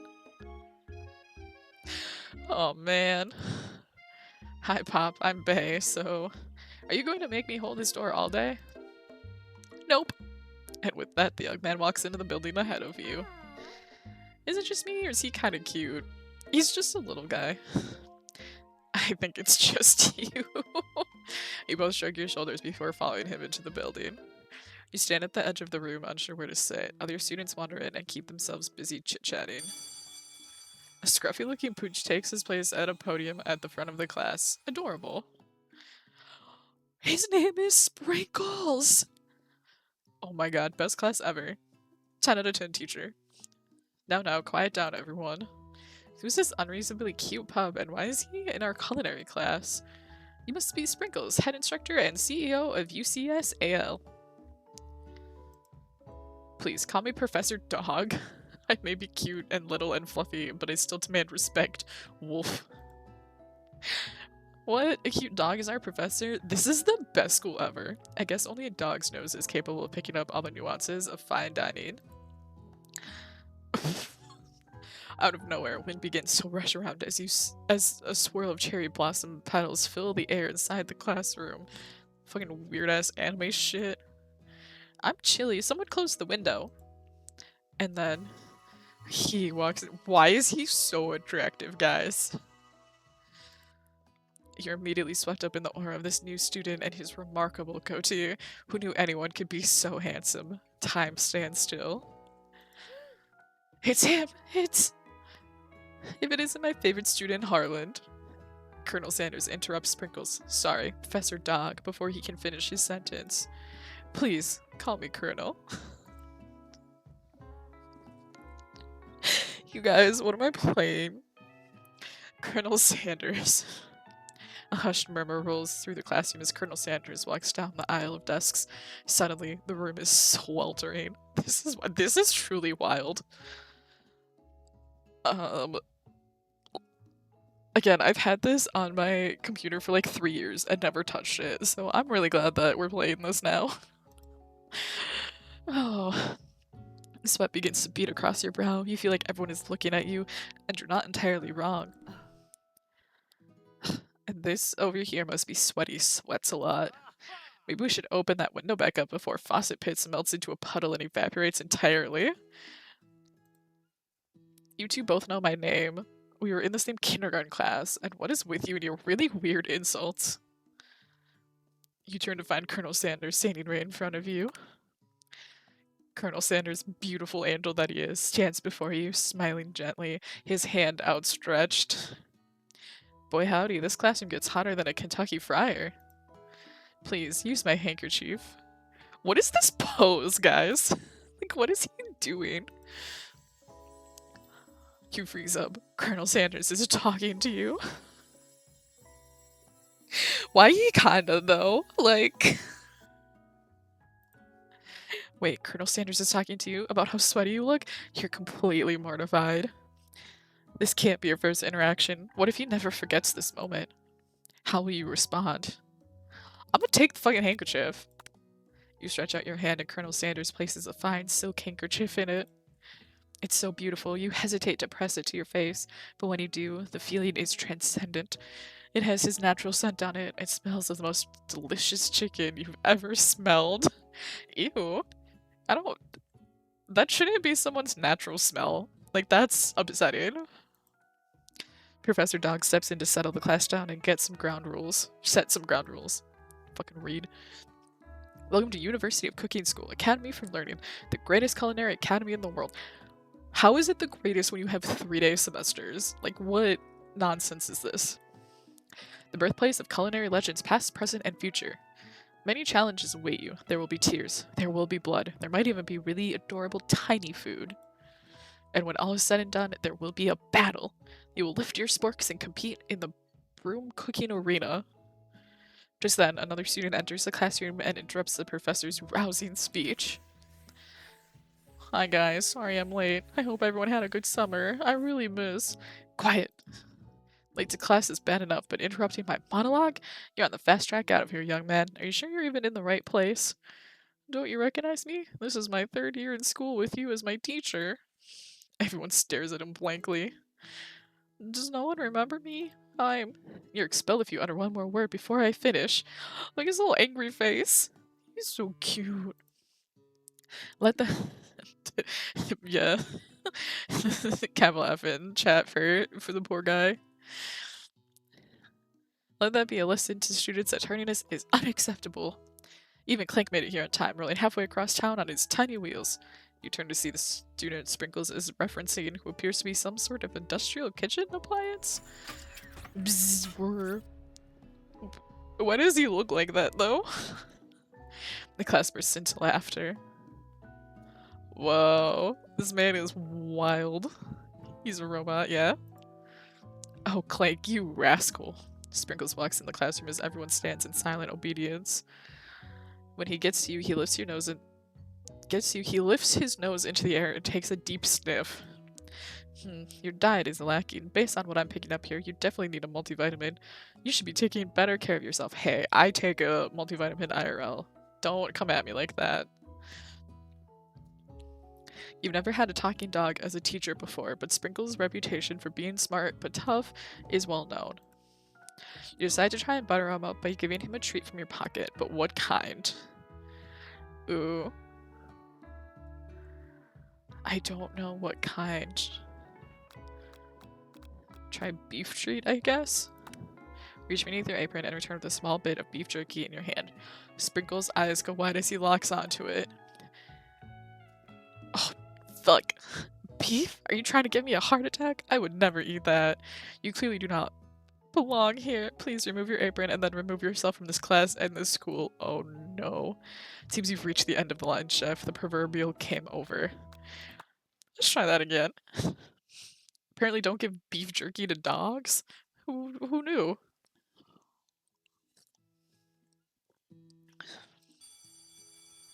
Oh god, we're gonna skip past so much of this.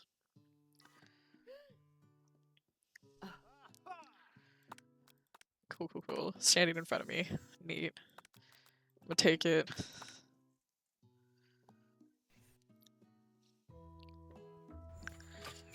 Cool. Let's try a chicken snack? You reach beneath the apron, chicken snack in your hand. Sprinkle's eyes go wide as he locks onto it. His favorite! Well, I think there might be some competition for new star student. The furry professor immediately devours the snack, leaving your hands slick with a coating of warm doggy drool. Ugh. You see the other students eyeing you jealously, but pay no mind to them. If they wanted to succeed in life, they should have learned the importance of carrying a range of dog treat flavors on them at all times. Settle down, young chefs, take your seats and prepare to have your minds open to the amazing possibilities of culinary creation. As everyone rushes to claim their favorite seats, you're left standing at the front of the room. Only 2 options remain. Hey bae, there's still a seat here. It seems that no one has claimed the seat next to me if you're interested. 2 good options, but which will you choose? I mean, I'm gonna sit by the hat guy. Like, let's... You move to take your seat by Colonel Sanders. It appears he brought no books, pens, or pencils. However, his perfect upright posture shows off a seriousness that makes you confident in his desire to learn. Thanks for offering me the seat. I've only had 2 rules. Do all you can and do it the best you can. It's the only way you ever get that feeling of accomplishing something. That's so inspiring.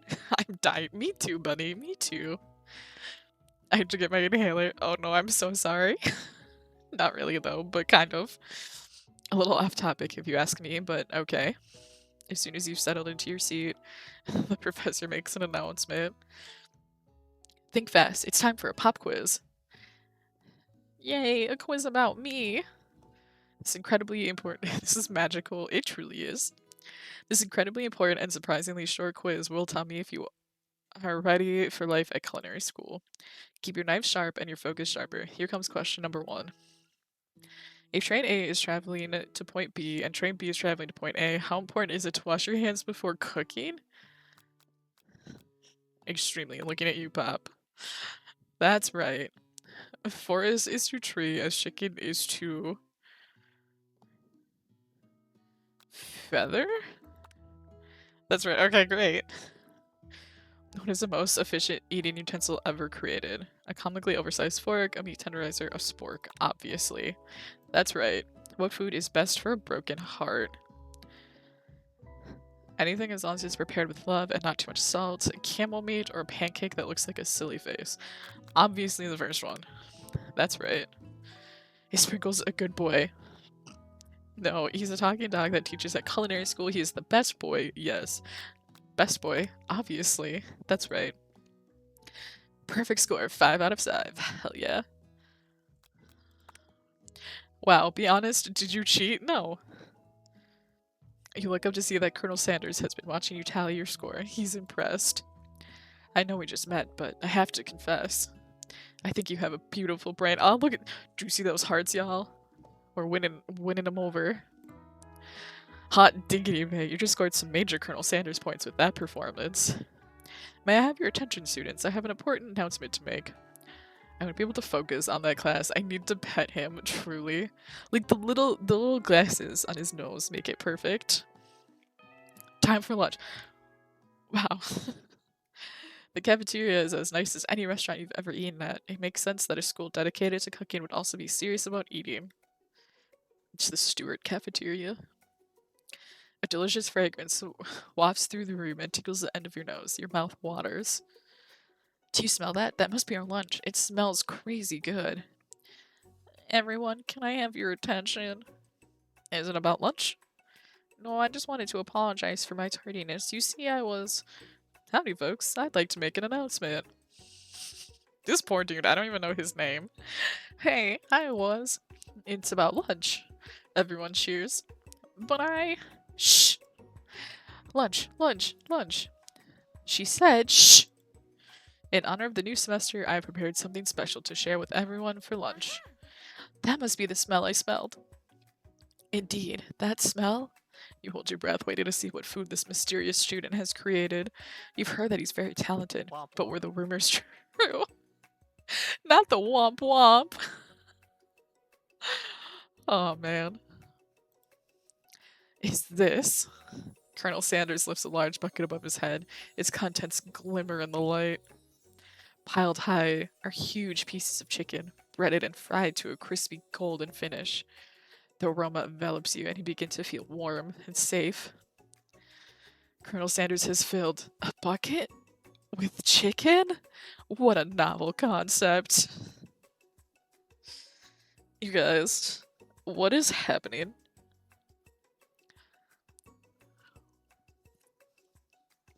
Like, truly, what is happening? We didn't get that cracked all the way.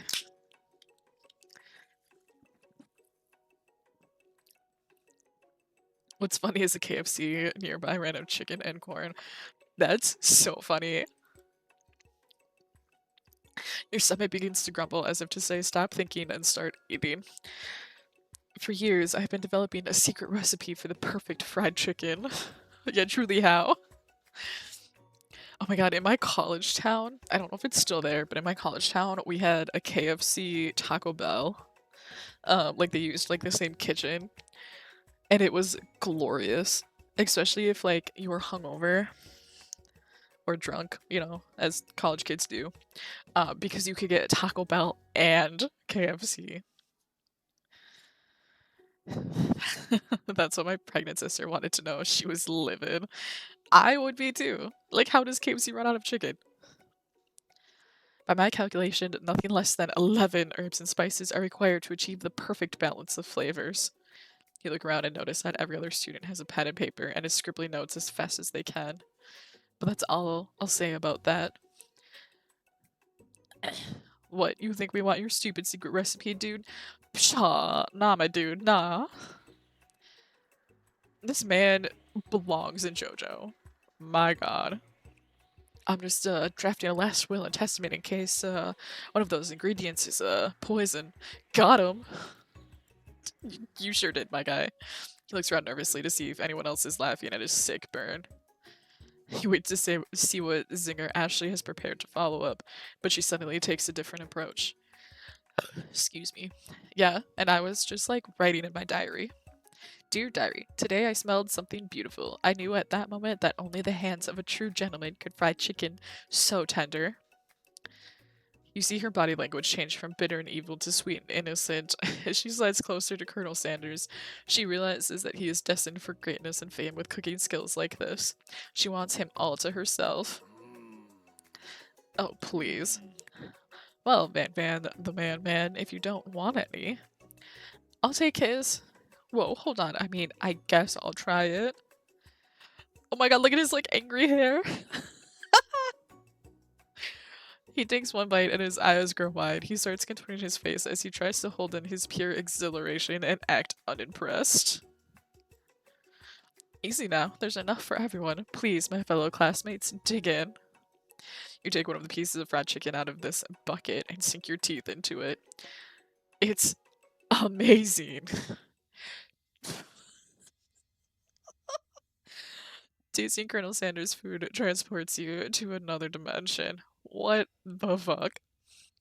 Alone with your taste buds gripping a drumstick in your hand, you float weightlessly.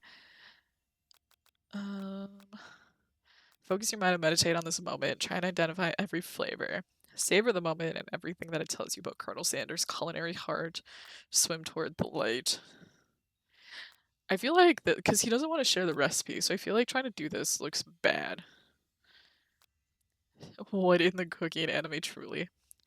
So I'm gonna savor the moment. The flavors in your mouth are beautiful, pure, heavenly. What a guy. Alone with the flavors, you feel something that can only be described as love. For a man? For flavor? Are they the same? After tasting his food, you try to get some one-on-one time with Colonel Sanders. You approach him. Colonel Sanders smiles ever so softly as you approach. He stops what he is doing and allows you to break the silence. Colonel, I wondered if I could talk to you for a second. Anything for a fellow chef. What exactly was on that chicken? How bold to come out and ask. He sounded so scandalized, like, like, oh, excuse, what is this? Did he just like have a cane with a bird on top of it? What the fuck? It's an idea I had for a new combination of flavors that will make me my fortune and establish my legacy for all time as I open a chain of highly successful fried chicken restaurants. No big deal. Okay, great. It's just you and me here talking. That could keep a secret. In fact, I've got some own that I'd be willing to trade. Spicy!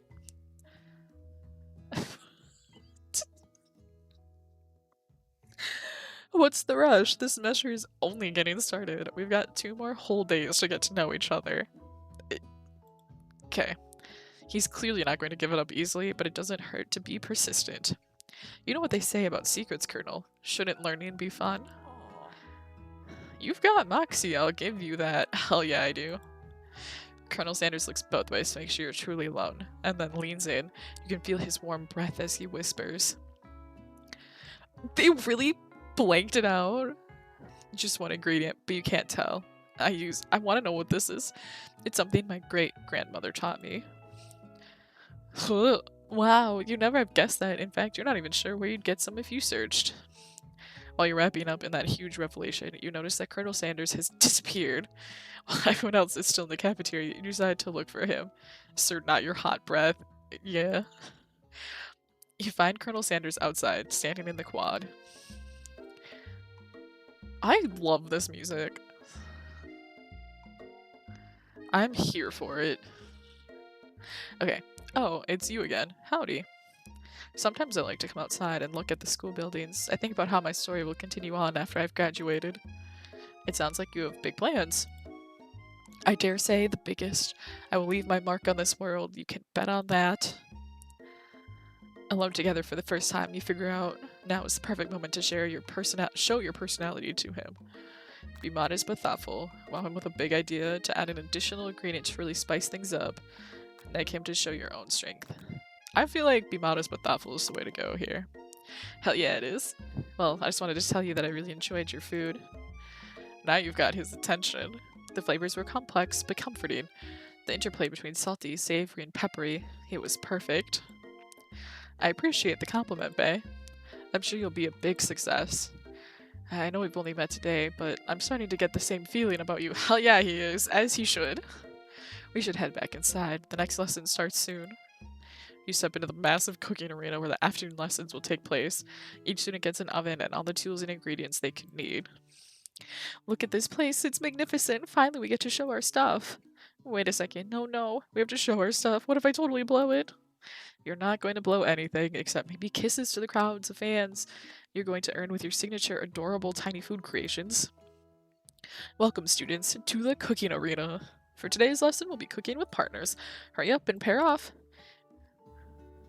Naturally, Miriam looks over at you, but unable to control yourself, you pounce on Colonel Sanders. Hey, Colonel, would you like to tackle this lesson as a team? A team of two, that is. Me and you, if that wasn't clear. So smooth. Want to be my partner? Sure, Bae. I'll prepare our station. Without you as a partner, Miriam is left standing all alone. Two different students quickly take notice. Hello, new partner. Beep boop bizz. Oh my, two potential partners. I'm so sorry, gentlemen, but I don't know who to choose. It looks like you'll have to pick for her. Fan duties can be a little awkward, but that's the price you pay for not being alone forever. Who do you want to ask Miriam? Who do you want to ask to be Miriam's partner? Oh, I don't know. I feel like Clank? Pop kind of scares me, like as a chef, so we're going with Clank. Sorry, Pop, but I think Miriam will be partnering with Clank today. It's okay, I already ate. You're not entirely clear if Pop has any idea what the point of school even is at this juncture. Clank is clearly excited to have some attention. He heats up and begins to roll back and forth. Horp, horp, horp. Hold on there, fella, we don't even know the assignment yet. Technically, Clank might not have a face, but there's something charming and earnest about him. I like him. He's cute. I didn't even notice his little chef hat. Oh my god, I love him. Bzzz. Tissue? I already know you. Ha ha ha. Clank judders and a panel shakes loose. You get the impression that this is a sign of affection. Great. Looks like you two will be fine. Now it's time to focus on your own cooking class. We're cool. I'm glad we picked the right choice there. I was a little nervous. Alright, you two, for today's lesson, we're going to keep it simple. Pick a basic dish and divide up the steps. No chef is an island. It takes 2 flints to make a fire. You get the idea. Which dish do you suggest to your partner, Colonel Sanders? Steak tartare seems easy enough. It's fancy, and you don't even need to cook it. Using octopus will blow Colonel Sanders' mind. Your grandmother's mashed potato. I mean, obviously the taters and gravy. Like, come on now. We're picking all of the right answers, you guys. I'm wooing Colonel Sanders. I've always been something of a down-home chef. I was thinking we can make something warm, inviting, comforting. Maybe mashed potatoes and gravy? I couldn't imagine one without the other. Colonel Sanders casts a coy look at you, causing your whole face to go beet red. Embarrassed, you quickly turn away. I'll go get the potatoes. No, please, let me. Picking perfect produce is a passion of mine. Looks like things are getting pretty fresh around here. Does someone have a crush on Colonel Sanders? We're just cooking partners. Mind your own business. Sanders' heart is my business, and you better keep your fingers off of my man. Since when, bitch? Did someone call for me? I'm here for this music change. Ugh, no, jeez, Van. Well, I'm over here crushing Bae's dreams. You're supposed to be taking care of our classwork. That was the deal, remember? Colonel Sanders returns, arms full of peeled potatoes. He tosses them into boiling water and turns his attention to you and your old friends. Oh, howdy there, Ashley, Van. Are we working in a quartet instead of a duet now? Actually, no, it looked like Bae was struggling, so he offered to give them a hand. You know how it is. These young amateur chefs need a lot of mentoring. I was going to say, Colonel Sanders, maybe I could also teach you a thing or two about fancy food. Maybe one day you might be able to get up to my level. Ha, doubt it. Don't be rude, Van. Personally, I have now I have no doubts whatsoever about Colonel Sanders' ability to concoct creations worthy of admiration. After all, your fried chicken was quite spectacular. Fam, they are tiring, truly. Their, like, dialogue, I mean, some of this dialogue is, like, hard to get through. I'm like, oh my god, these are tongue twisters. But Colonel, if you ask me, I might make a better partner for you than this thing that has positioned itself at your station. Did you just call me a thing? That is offensive, my guy. Don't you feel deep down that we can cast complementary shadows? We fit together, like a thigh and a drumstick. It just makes sense. Nothing about this makes any sense, but one thing is clear. She's coming for Colonel if you don't watch out. Ashley is really going at you hard. You need to ask for some backup here before things get ugly. Turn to Colonel Sanders, hunk of hunks in your time of need. Turn to Miriam, your forever bestie who always has your back. I'm gonna turn to the Colonel. I'm here to learn and express myself via cuisine, not bicker with prima donnas.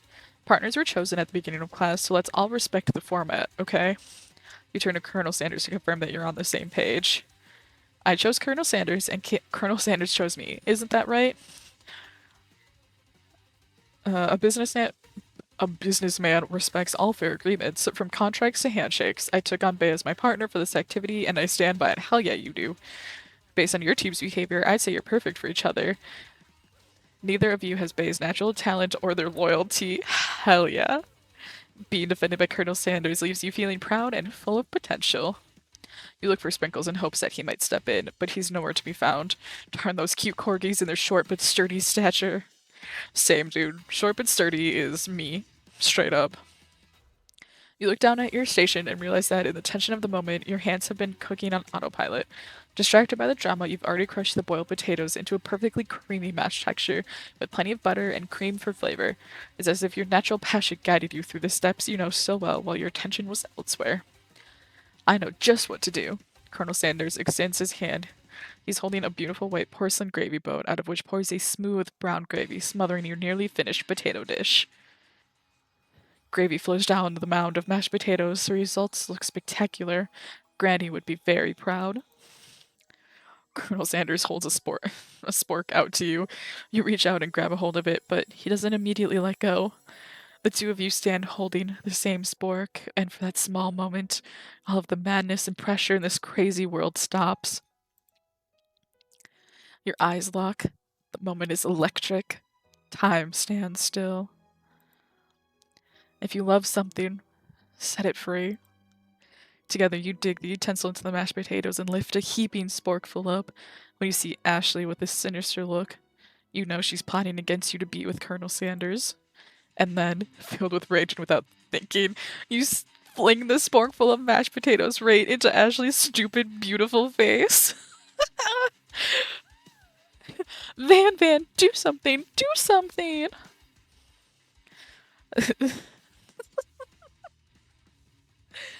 Oh my god. Scooping up a fingerful, Van tastes the dripping mashed potatoes and gravy and realizes that it's delicious. Horrified by this revelation, he slinks away. Will he ever be able to cook something with so much love and integrity? Hold on right there, Bay. We do not waste food in the broom cooking arena. Colonel Sanders, I expect better from you. If you throw one more spoonful, you'd both better be prepared to eat it from where it lands. Can I have potatoes face? Van rushes back over, a covered dish in his hand. Mashed potatoes with gravy. Pathetic. In just a few minutes, I prepared a full meal.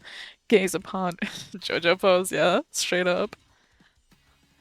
Gaze upon my speciality, braised tentacle of octopus in my silky saltwater sauce, plated on a battle axe blade forged by my supreme chef ancestors. How do you even, like what is this? Like, what? I didn't care about that. Nah, the axe looked sick, dude. Skip the octopus, just give me the axe. You've ignored me for too long. That ends now. It is I who will have first bite, and you will all look on with envy. I'm trying to do it's pretty infamous. That is so funny. The interrupting student rushes at Van and swipes a bite of his signature dish right off the plate. No, don't. Something about this dish doesn't strike my nose quite right. I think the octopus was rushed and may have turned in the process. The results could be toxic. Too late. It has been eaten. I think I left something in the oven. I don't feel so good. Bro just turned into a ghost. It killed him. Everyone step back. Don't take another bite. When you look back at the plate, the rest of it is gone. You notice the tip of a tentacle being slurped up in Pop's mouth. I'm not surprised about that. Doing a JoJo pose is not something one does without a shit ton of practice. Fair. Pop winces in pain for just a moment, then is almost immediately back to his oblivious self. Oopsie. Tastes like poison. The entire class is gathered to watch Pop's final moments. Shock has frozen the whole crowd. They are motionless as statues. The class bell rings, disrupting the moment and snapping everyone back to reality. It appeared that Pop's enthusiasm for trying new things, despite obvious danger, I like how even his ghost she displayed, yeah, has inoculated him against poisons of all kind. I'm not sure the professors here make enough money. Ghost I've seen. Hello? I just turned into a ghost over here. Seeing that you're shaken up by that really annoying student and all his nonsense, Colonel Sanders approaches you. I'm sorry you had to go through that. Please, let me walk you home. What? Like for real? Oh, come on. You follow Colonel Sanders out of the room. At night, the school building has taken on another vibe entirely. It's dark and more than a little spooky. Colonel Sanders stands in the quad's neon glow and speaks softly. Those mashed potatoes you made in class today. Before you go on, I want you to know they're not a great representation of my skills. I didn't even realize I was making them. They were amazing. Tasting them, it reminded me of why I became so passionate about food to begin with. Colonel Sanders is getting choked up. Cooking is obviously important to him in a way that you find inspiring. Now might be the perfect time to tell him you're developing feelings for him. He's simply one hell of a colonel. Stop. Colonel Sanders? Yes, bae. There's something I need to tell you. Hold it right there. There's something I need to tell you first. Oh, jeez. You see, when I was just a boy, I had a dream that one day I would be the greatest chef the world has ever seen. And every day since, I've been working toward that dream, day and night, never stopping, never resting, also lifting a lot of weights, like so many weights. I can't with the fucking music in the background. Oh my god. We should follow our dreams with all of our hearts, that our souls may grant them like wishes floating on a shooting star. Hey, no, you. Shut up, I'm the one here to say inspirational stuff and be the star of the story. Are we forgetting that your cooking literally killed a guy? You can't prove that. I also saw you kill that guy. What was his name? Somewhere in the distance you hear a long, sad sigh. Forget him. We're talking about me. Me. I'm the hero. The spork monster is here to fight. What the fuck is this? Okay, this game felt relatively normal until now. Like, I'm sorry, how did we get here? The spork monster is here to fight a hero. I think I left the fridge door open. Later, nerds. How dare you threaten me just as I was letting down my guard and connecting with another chef on an emotional level? Be afraid, be very afraid of me because I'm a monster, see? If he's rhyming on purpose... Is he's rhyming on purpose or is that just a coincidence? I found a typo, guys. But before you can discuss syntax any further, it's a turn-based fight sequence. What will you do? Attack? You decided to go on the attack. Which attack will you use? Cook with love. Does 1 damage. It just got real. That attack really upsets Spork Monster. Spork Monster goes on the attack. They spit hot gravy at you. You take 1 damage. Let's defend. You decide to defend. Which defense will you use? Trepidation? You continue to stay back and endure whatever comes your way. Seems like a pretty weird strategy, but okay, sure. You do you. Spork Monster focuses their mashed mind and draws in energy from Mother Earth itself. They grow larger and more intimidating. How will you respond? Defend? I'm so nervous about this. Ooh, buff up. You draw energy into your arms, thinking back on all of the stirring you did in the kitchen as a child. Your muscles go super swole, and you're ready to take on anything. Spark Monster's no quitter, buffed up and ready to rumble. They go on the attack once again. Spark Monster uses Utilitetsel. You take 2 damage from the attack. What? How much health do I have? If you take much more damage, you're not going to survive the battle. Okay, great. You decide to go on the attack. Chowdown. Chowdown does 2 damage. A powerful blow. Spark Monster is oozing cheese sauce onto the long of the quad. I wonder who is going to have to clean that up. Feeling vulnerable, Spark Monster prepares for its ultimate attack. Rounded edge. Vile villain, your reign of terror stops here. Colonel Sanders summons the energy of 1,000 chickens. Pot pie power pinch! Also, did y'all see that little bit of chest there? Pot pie power pinch does 10 damage. Spork Monster is defeated. You saved me. An injured Spork Monster spews steam into the night. I feel like we should spare him. You manage to tamp down your disgust at the sight of this gnarly beast long enough to realize that he's still a living creature with a pure soul who deserves your pity, not your wrath. Begone, beast, and don't you dare come back for a follow-up encounter tomorrow. I won't forget this, and I certainly won't be back, like you said. The Spork Monster scuttles off into the night. The defeated monster left behind a special item. It appears at first to be a cookbook, but upon closer inspection, it is so much more. What about the day after? Yeah, that's when he comes back. It's a book of magic spells with a golden chicken on the cover. You open the book and find a library card tucked inside. The last name to have been signed it out is Borko. Borko? That name sounds strangely familiar. Your blood is pumping as you stand in the quiet of the night, holding the mysterious book in your hands. As you come down from your battle buzz, you realize that your final attack has left you completely depleted. Necro Nugget Con? No! Stop! Oh my god. I hate it. The world around you begins to fade away. Without any energy to keep your eyes open, darkness overtakes you. Do I like swoon into his arms like very Bridgerton-like? You're all very welcome. The image of Colonel Sanders flashes before your eyes as you fall asleep. He must have helped you get home. Your tired state, you don't know if you could have made it without him. What a guy! You want to thank him, but you don't have the strength to utter a single word. You feel your covers being pulled up over you as you are tucked tightly in. Good night, my colonel. Excuse me? In your dream, you're together with Colonel Sanders. For some reason, Sprinkles is also there, instructing your love. Dreams are weird. I'm sorry?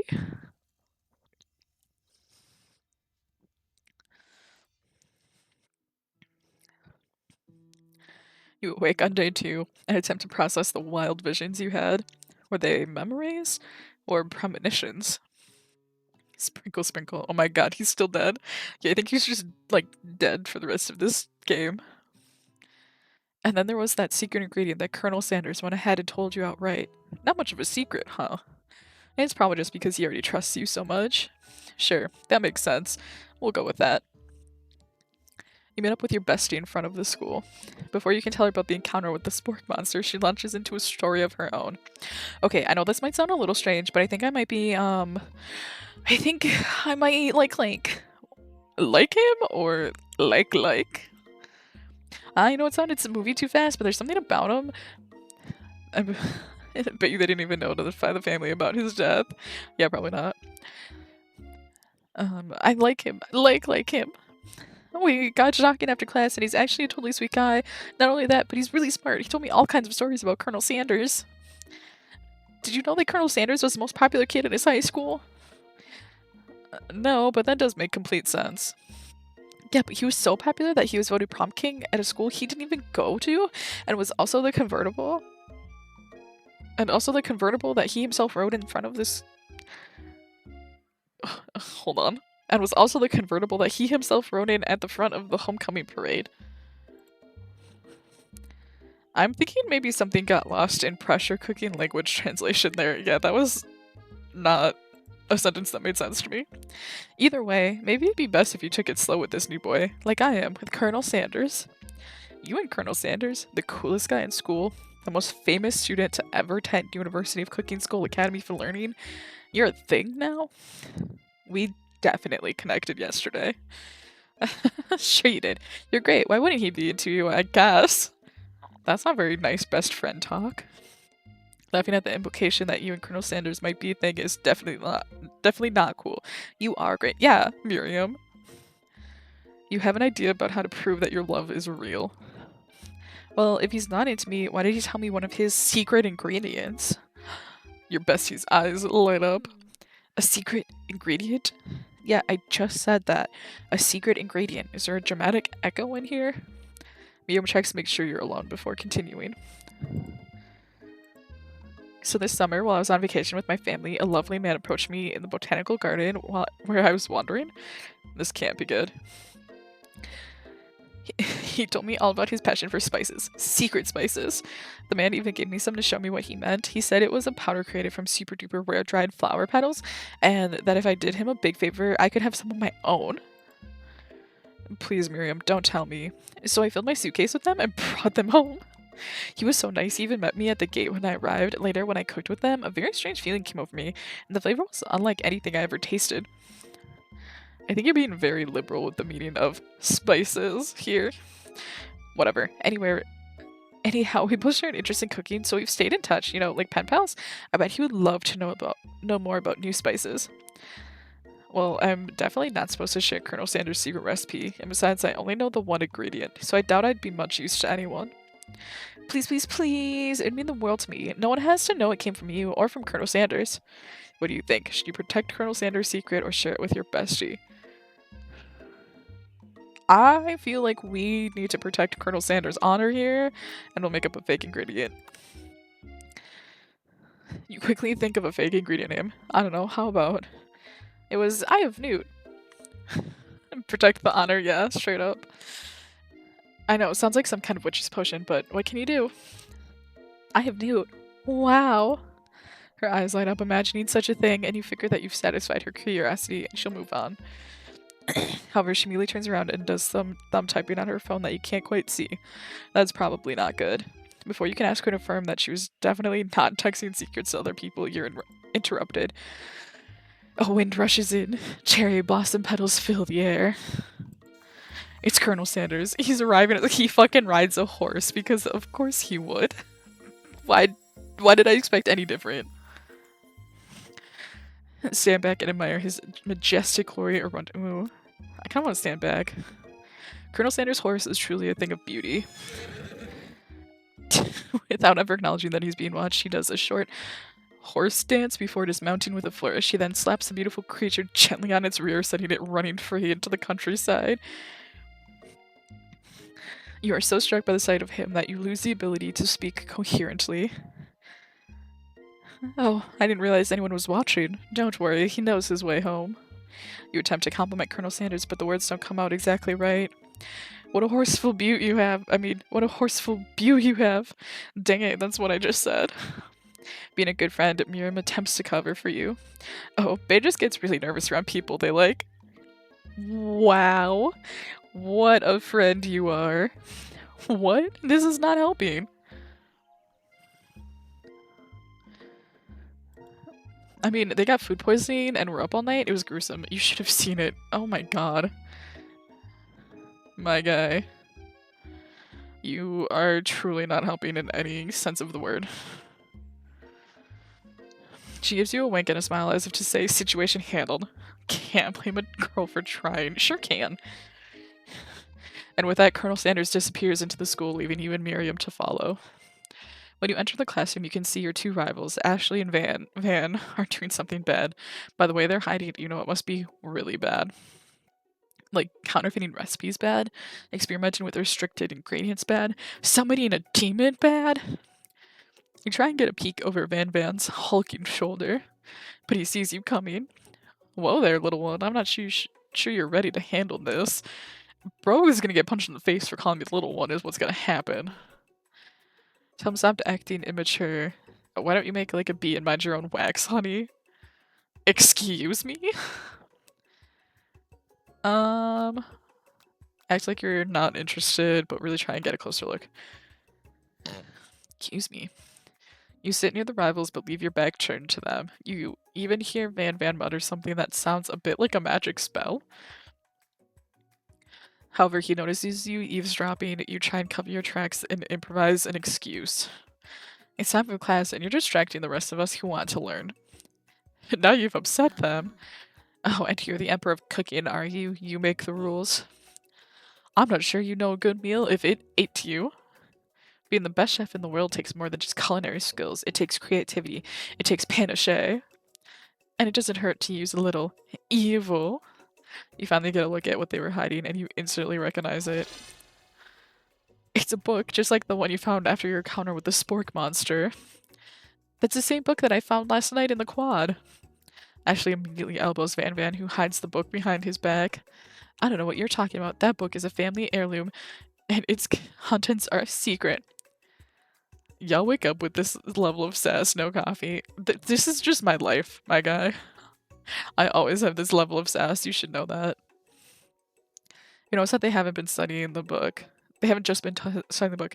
They've got Pop pinned to the wall, and they're tossing potato skins at him as he tries to catch them in his mouth. Oh, Pop. We're playing, hee hee hee. Before you can dig in any further, you're interrupted by the arrival of more students. It's almost time for class. Beep beep. Clank must be running late. He's in such a hurry that your level of sass is great. Their level of sass is tiring. That's fair. He's in such a hurry that he rolls right over Van Van's meaty foot.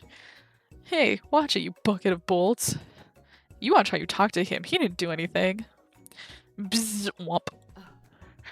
Who do you think you're talking to? I've never heard such language, not even from a stand mixer. Are all of the appliances sentient in this game? Like, I'm sorry, what? Womp womp. Wait, hold on. We gotta do the... Oh no, where is it? Please, sound alerts. I don't care. Womp womp. There we go. No, your mother was a stand mixer. Van Van jumps to attack Clank, but Clank shocks Van Van, sending him flying across the room. Protect me, Colonel Sanders. These crazed men are about to come to blows. I think it must be over me, but I'm not interested in either of them. Ashley's tone has completely changed in an instant. She bats her eyelashes at Colonel Sanders. Surely he must know that this is a ruse, right? Gentlemen, get a hold of yourselves. Save it for the arena at least. Or don't. Honestly, what do I care? I've got a lofty career aspirations to focus on. Maybe I can help you with your business plan. Just then, Sprinkles arrives to signal the true start of class today. He's panting.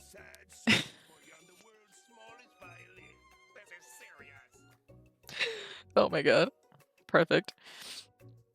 Just then, Sprinkles arrives to signal the true start of the class day. He's panting, which doesn't seem that abnormal. He's a professor, but he's also a dog. Students, please take your seats. I apologize for my late arrival. I spent the morning chasing a car all around town, and my tiny legs are very, very tired. Oh. But I'm here now, and I hope you're ready to learn. Rub his furry dog belly. He loves it. After he catches his breath, Sprinkles regains control of the classroom. Without further ado, we'll review the global history of my favorite fowl, the chicken. You want to pay attention to the lesson. Truly you do. Which is why in 1776, at the signing of the Declaration of Independence, it was a chicken who first signed their name.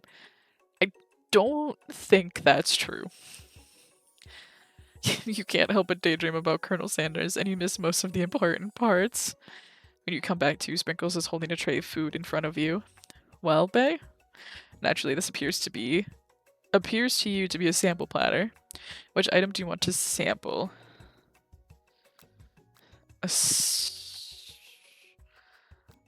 I don't know. Let's try a glass of water seems too safe. A dog biscuit seems too weird. but a simmering pepper may have bad consequences. Also, like, biscuits at KFC? Because of the shape it's baked in, you assume the dog biscuit is a treat made by Sprinkles. An example of his own culinary talents, perhaps? You reach out for it when... Oh! Sprinkles jumps up and bites you on your cooking apron! What kind of monster would steal a dog's favorite biscuit? Oh no. Your apron is left in tatters. The entire class looks on in horror as you fall unconscious from the embarrassment.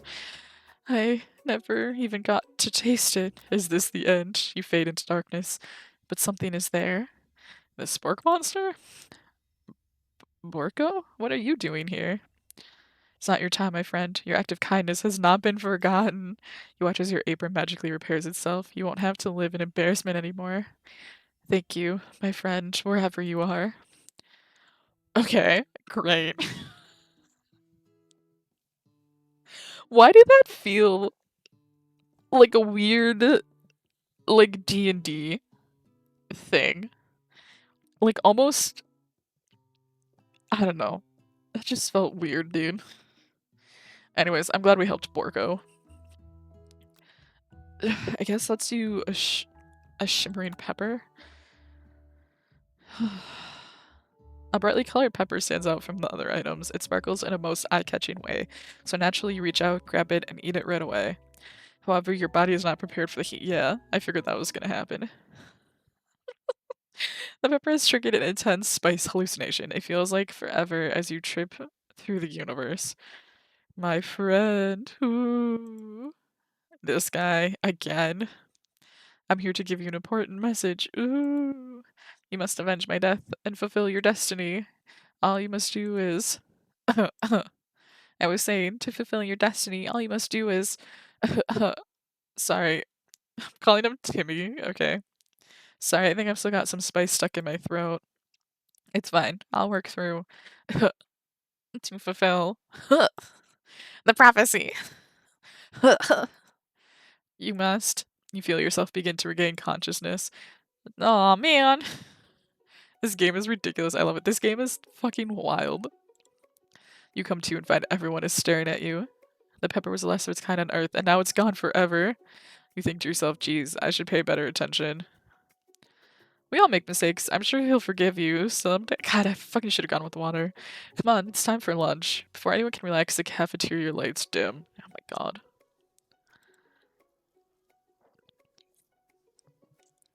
And your rivals enter to make a dramatic announcement. Today's lunch will be prepared via timed competitive cook-off. The level of theatrics with these two is off the charts. Shut up and tell them you're on. A bit of lunchtime competition, eh? Count me in. If I have to wipe the tables with you fools before I set my lunch down on in, then so be it. I'm not the fool. You're the fool. Fool.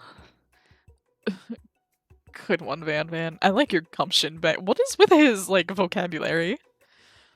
I'll be watching your performance. Just as things reach a boiling point, Sprinkles steps in. Surely he'll put a stop to this madness. Now, students, please settle down. This is a lunchroom, not a sporting court. Finally, a little sense. You breathe a sigh of relief. At least not until we turn on the timer. Oh my god. Just sent a huge light blast you in the face, flashing the words timer ready. That's what I'm talking about. Ooh. I stand corrected. The hard way builds solidly a foundation of confidence that cannot be swept away.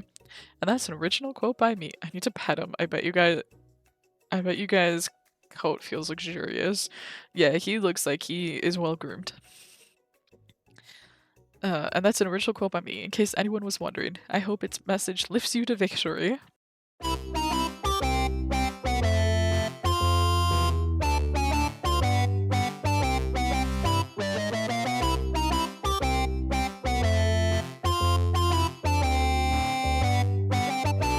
Place. I'm so stressed. Now would be a great time to harness that energy, so where does it come from? A small town where big dreams are born. Oh my god. I'm so nervous. The signal. Oop, way back. Okay. Oh, did stream actually stop? That's so upsetting.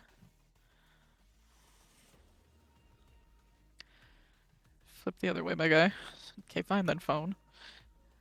Be mean to me.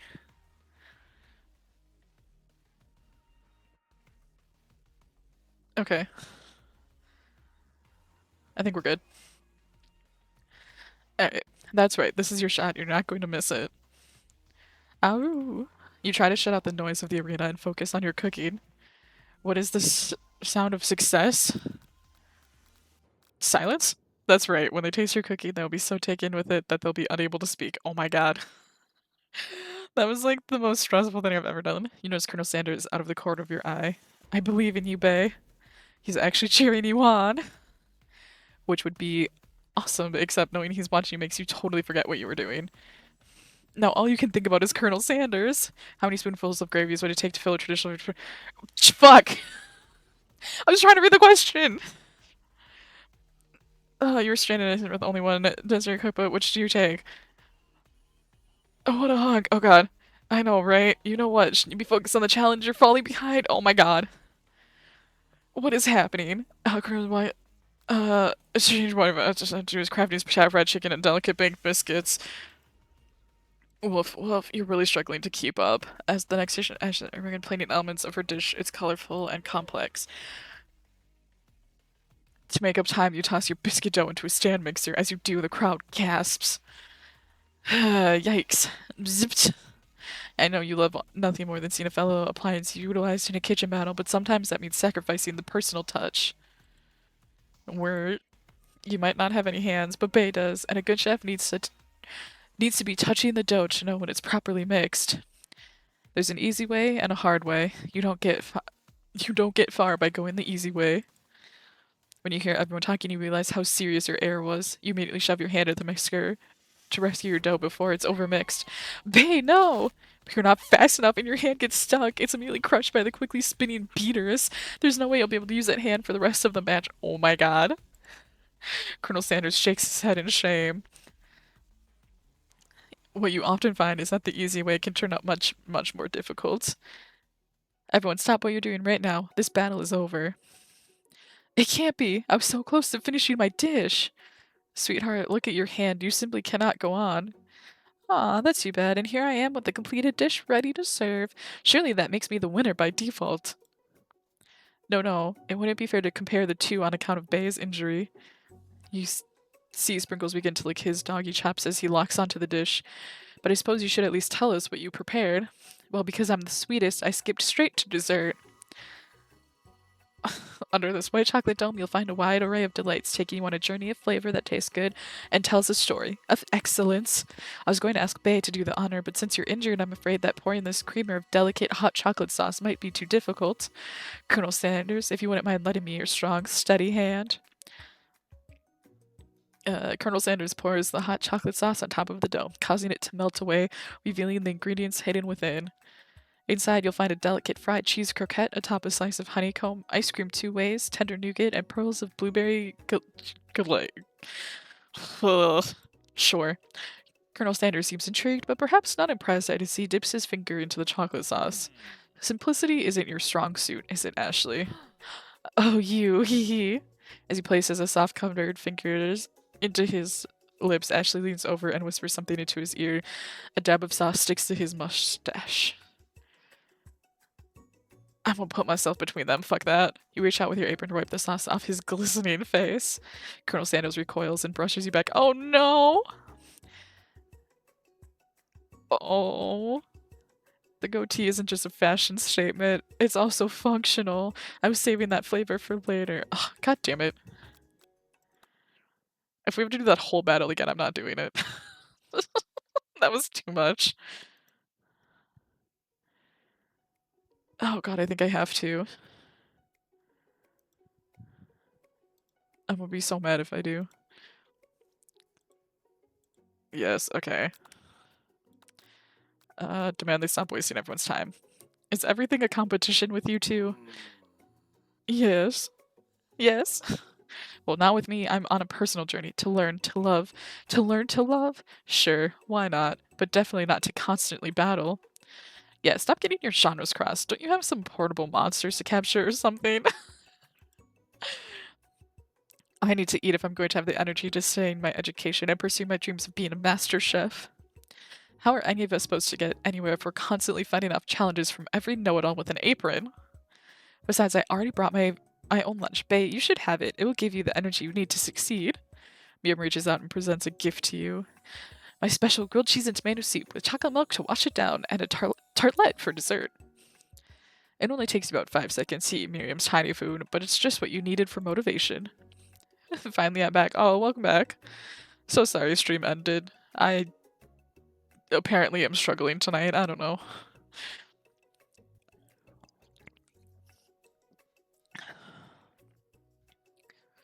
Alright. You know what? I've learned enough for today. Let's battle. Just as things reach a boiling point, Sprinkle steps in. Surely you'll put a stop to this madness. Now, students, please settle down. This is a lunchroom, not a sporting court. Finally, a little sense. You breathe a sigh of relief. At least, not until we turn on the timer. Oh no. Okay. We've seen a bunch of this already.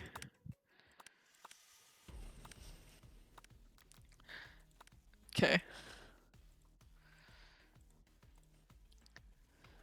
11 herbs and spices.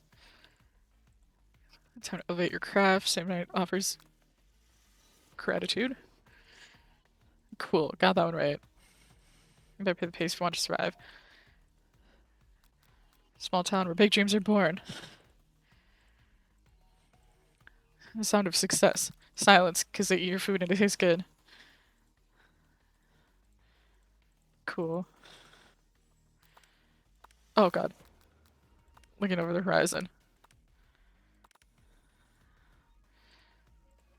Oh my god. Okay. Okay, so I'm gonna get hurt no matter what. And we have to do this battle no matter what. But I'm gonna internalize my rage. That way he doesn't get mad at me for wiping the chocolate off his face. Your rage burns so intensely in your eyes that they burst into flames. The flames cause your eyebrows to catch fire and turn to ash, and they fall off of your face, which means people have a hard time understanding your emotions for the rest of the semester, perhaps forever. Embarrassed and ashamed by your poor performance, not to mention your crispy fried brow, you run for the quad to be alone. Oh. The beautiful weather feels like an inside of you. It feels like an insult inside of you. A storm rages. It's Colonel Sanders. Did I? Okay. It's Colonel Sanders. He's probably here to tell you that he and Ashley are in love and have decided to get married.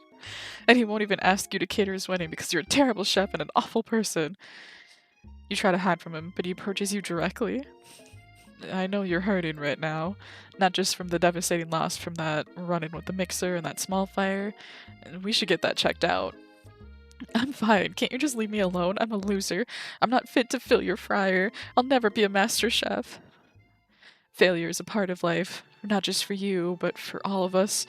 Do you think I've never failed at anything before? That's exactly what I think. God. Well then, think again. I wasn't always the man you see before you, enrolled in culinary school, incredibly handsome, successful, motivated. Well, handsome, sure, I was born that way. But I've walked other paths and arrived at dead ends. I was passionate about life, but I failed as an obstetrician. I was passionate about justice, but I failed as a lawyer. I was passionate about livestock, but I even failed as a mule handler. That one was especially humiliating. Mules can be so cruel. I didn't know. People can see my delicate ribbon tie and my well-kept beard and assume that I've got it all together, which is true now, but it hasn't always been. Sounds like this guy could really use a hug. I resolved that when I was going to amount to something. No amount of hours, labor, or money would deter me from giving the best I had to give. As Colonel Sanders changes focus, you can see something ignite inside of him. A burning passion. One has to remember that every failure can be a stepping stone to something better. My new dream is pure. It's honest. It's something that a humble man in a crisp white suit can be proud of. I'm trying so hard, you guys. This game. I will create a new chain of chicken restaurants that will bring joy to the entire world and make up for my past misdeeds. Yay. Just as your moment grows intimate, you're interrupted by a threatening, shadowy presence. Battle scarred from the night before, you prepare for the worst. It's the Spork monster! Are you okay? Borko? In his eye, I know I said I wouldn't be back, and after the whole fight to the death thing, maybe you don't really want to see me anymore, but I just want to say that I was wrong to attack you, and I apologize. I know what it's like having to always look over your shoulder. Oh, monster problems, am I right?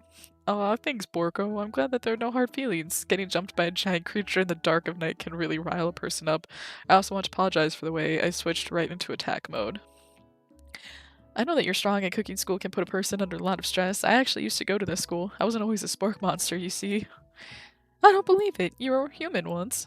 Well, no, I was a golden retriever, but I was still a student until one day some mean kids with magic spell book cast a dark enchantment on me, and I was forever transformed.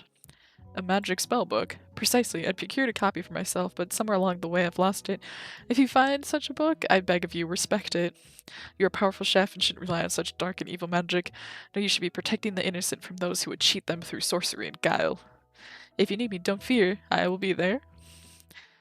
Sounds like there are some bad cooks in the kitchen of life, Bay. Kitchen of life. Bay, together, I'm sure we can defeat them. Come back to my hideaway and we can discuss. Oh shit, guys, we're getting invited back to his hideaway! A personal invite. You can't imagine what Colonel Sanders' home must be like, but it sounds like you're about to find out. This shocks me not. Oh my god, look at his baby picture. Look at him with his little goatee. That's fucking adorable. Also, I expected nothing less of this house. I also want to know what kind of candle he's burning. Does it smell like chicken? Stepping inside the Sanders home surrounded by his things, you start to feel a special bond with him. It looks like you live such an exciting life, Colonel Sanders. Every day can be an adventure if you approach it with the right attitude. Long ago I made the decision to never stop searching, never stop working, never stop imagining. Have you been working on any new recipes of your own lately? I'm always excited to talk about food with another ambitious chef.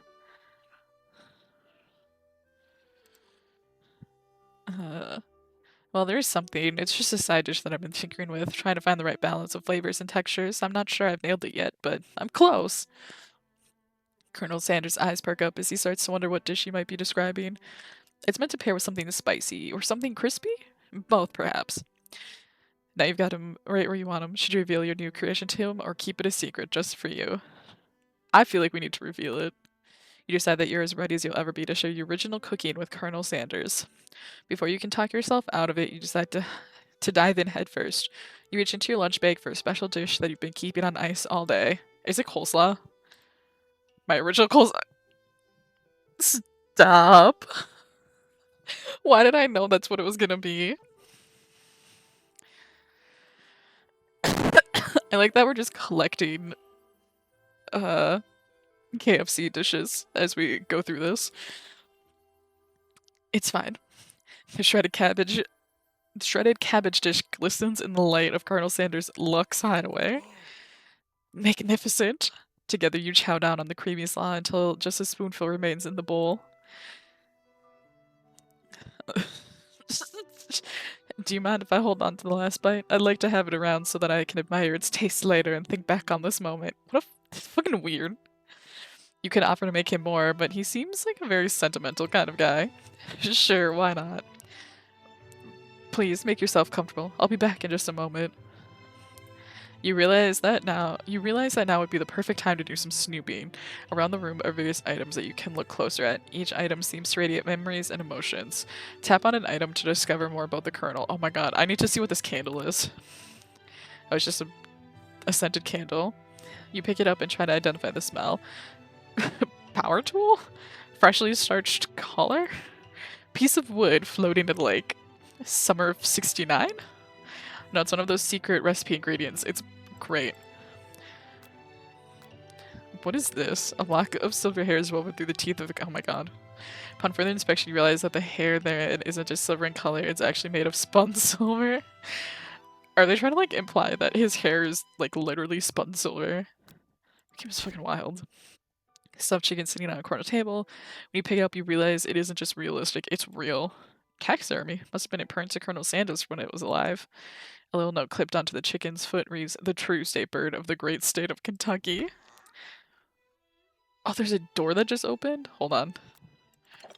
You take a closer look at a large urn sitting on a nearby pedestal. There's a plaque on it. It's dusty, but when you wipe it off, you can read the inscription.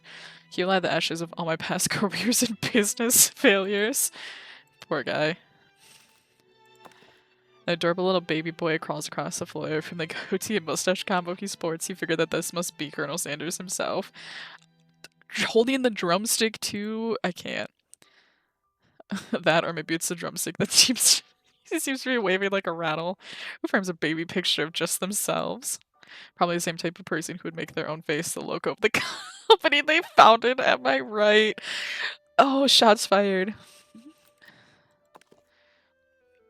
The photo appears to be Colonel Sanders, except he's an old man visiting the pyramids of Egypt. Maybe this is where he discovered one of his secret herbs and spices. One of the framed photos shows an old man who looks a bit like Colonel Sanders standing with a friend. They hold fried chicken drumsticks and appear to be cheersing them. Except they're not in this photo, but alright. You look closely and you see that there's a short inscript. I wonder who my friend Pete is. I don't know enough history about Kentucky Fried Chicken to know what that photo is. This must be where he keeps his secret recipe. You think for a moment, what number is important to Colonel Sanders? Then it dawns on you. As soon as you turn the dial to 111111, the safe opens. Inside it, you find a single note. "Can chicken be prepared sashimi style?" It sure can't. That would give you, like, very bad food poisoning. You gaze out the window across the vast lake and mountain range beyond. Just then the ghost of student pops up. "Are you thinking about heading out into the world on a quest to avenge my death?" Wait, what? I never even learned your name. Why would I avenge you? "I can just tell you my name right now. It's... Can't you see I'm in the middle of something?" You open the window a crack and the ghost of student is swept out with a breeze. Oh, man. Okay, I don't think there's anything else left to click on except the door. You open the door to Colonel Sanders' closet and find a row of his signature white suits hanging within. You take one off its hanger and try it on. The jacket is a bit big for you, but it's soft and comfortable. You give yourself a deep hug, breathing in his scent. They say that home is where the heart is. Is this what they meant? Oh no! Before you can look any further, you hear Colonel Sanders returning. He has a new dish that he has been working on, and he wants you to taste it. You try to act casual until he asks why you're wearing his jacket. I don't usually loan those out, but I must say, it does look good on you. Oh crap, the jacket. You forgot to take it off. Oh no, I don't want to mess up.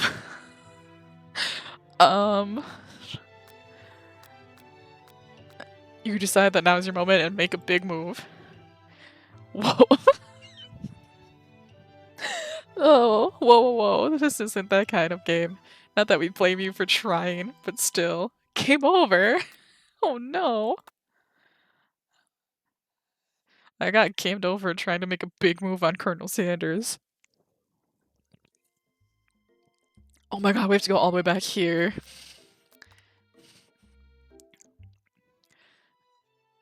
Oh, I'm so sad. It's the spork monster. They said this isn't VG3, truly. Reveal it.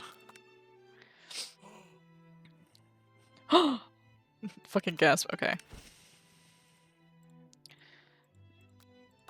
I think we have to get a couple of these to get the closet to open.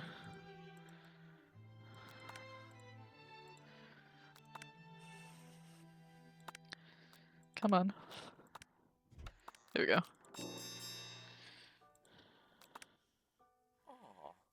I don't know, try to fess up and tell the truth, I guess? You confess. I think I've developed feelings for you. Okay, he liked that one. I didn't realize we're confessing that we developed feelings. I might be developing feelings for you too, but I'm concerned. I can't let anything get in the way of my dreams. Overwhelmed, you take off the jacket and run for the door. But the thought of leaving Colonel in the midst of such an emotional breakthrough gives you pause. You stop yourself. Colonel? Yes, Bae? I honestly think this may be the beginning of something wonderful. I think you're right. We should take things slow. You talk late into the night and drift off into a slumber. Dream sequence! Good, good, good, good. Oh my god, this like hurts my eyes to watch.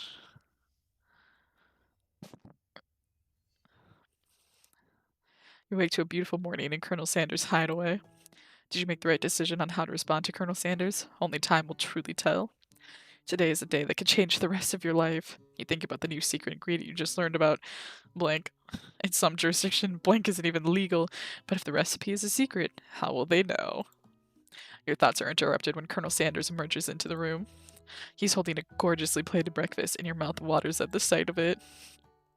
Here's the simple breakfast I just whipped up. It's meticulous.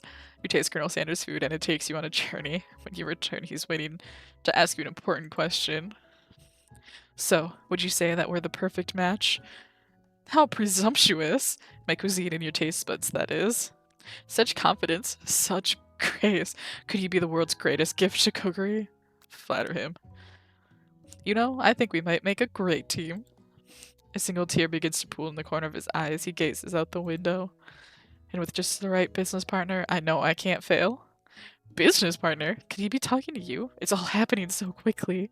Overcome with emotion and confused by your feelings, you're on the verge of tears. Unable to speak, the only answer you can find is to run out the door and get home. There's still one more day of school after all. The University of Cooking School Academy for Learning waits for no one. You get home to find something very surprising. Your best friend is there waiting for you. Where have you been? Because I had one heck of a night. I've been desperate to talk to you about it, and I couldn't find you. I got worried that something had happened to you. It's okay, I was just... But now that it turns out you're fine, I can finally get you up to speed on the saga of Miriam. Sure, but you will not believe what happened to me after school yesterday. I went on a date. I think I can believe that.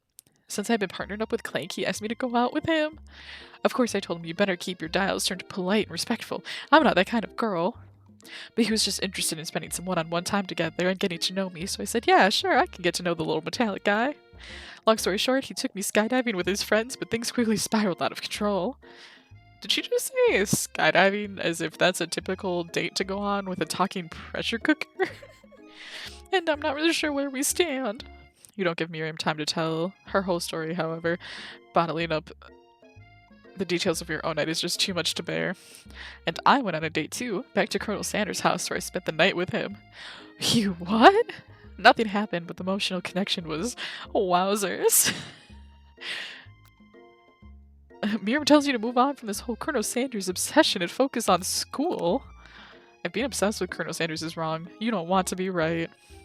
After a short argument, you both agree to go your separate ways. When you arrive at school, you encounter your rivals in the quad. Of course we do. You can tell from a distance that they're picking on Pop, though he himself might not quite grasp that fact. Because, you know, he's Pop. What's a swirly? It sounds delicious. Oh, it's great. I'll order you one up right away. I'll have my swirly with sprinkles, please. Hee Sprinkles is a dog and a treat. You can get your swirly dipped too. Why don't you pick on someone your own size? Because I'm literally the biggest person in this school. Is that... I can't talk. There is that horse, and Colonel Sander rides to school, but who would dare pick on such a gentle and beautiful creature? You've got some nerve, Bay, stressing I pick on a defenseless horse. Now you're twisting my words, and I won't have it. You clench your fist, but the injury from yesterday's mixer accident makes you wince with pain. Doesn't look like you can go on cooking like that. Might as well just give up. I'll never give up, ever. Colonel Sanders arrives just as it appears things are close to boiling over. A naturally intuitive person, he senses that something has been going on. Is everyone excited for the final day of school? Bay, how's that hand feeling? I'm sure you'll be back and fighting for him by this afternoon. Aren't you concerned about my hands, Colonel? Yesterday I almost broke a nail, winning so hard. Technically, I don't believe a winner was decided, but your presentation was quite impressive. What is he doing complimenting her?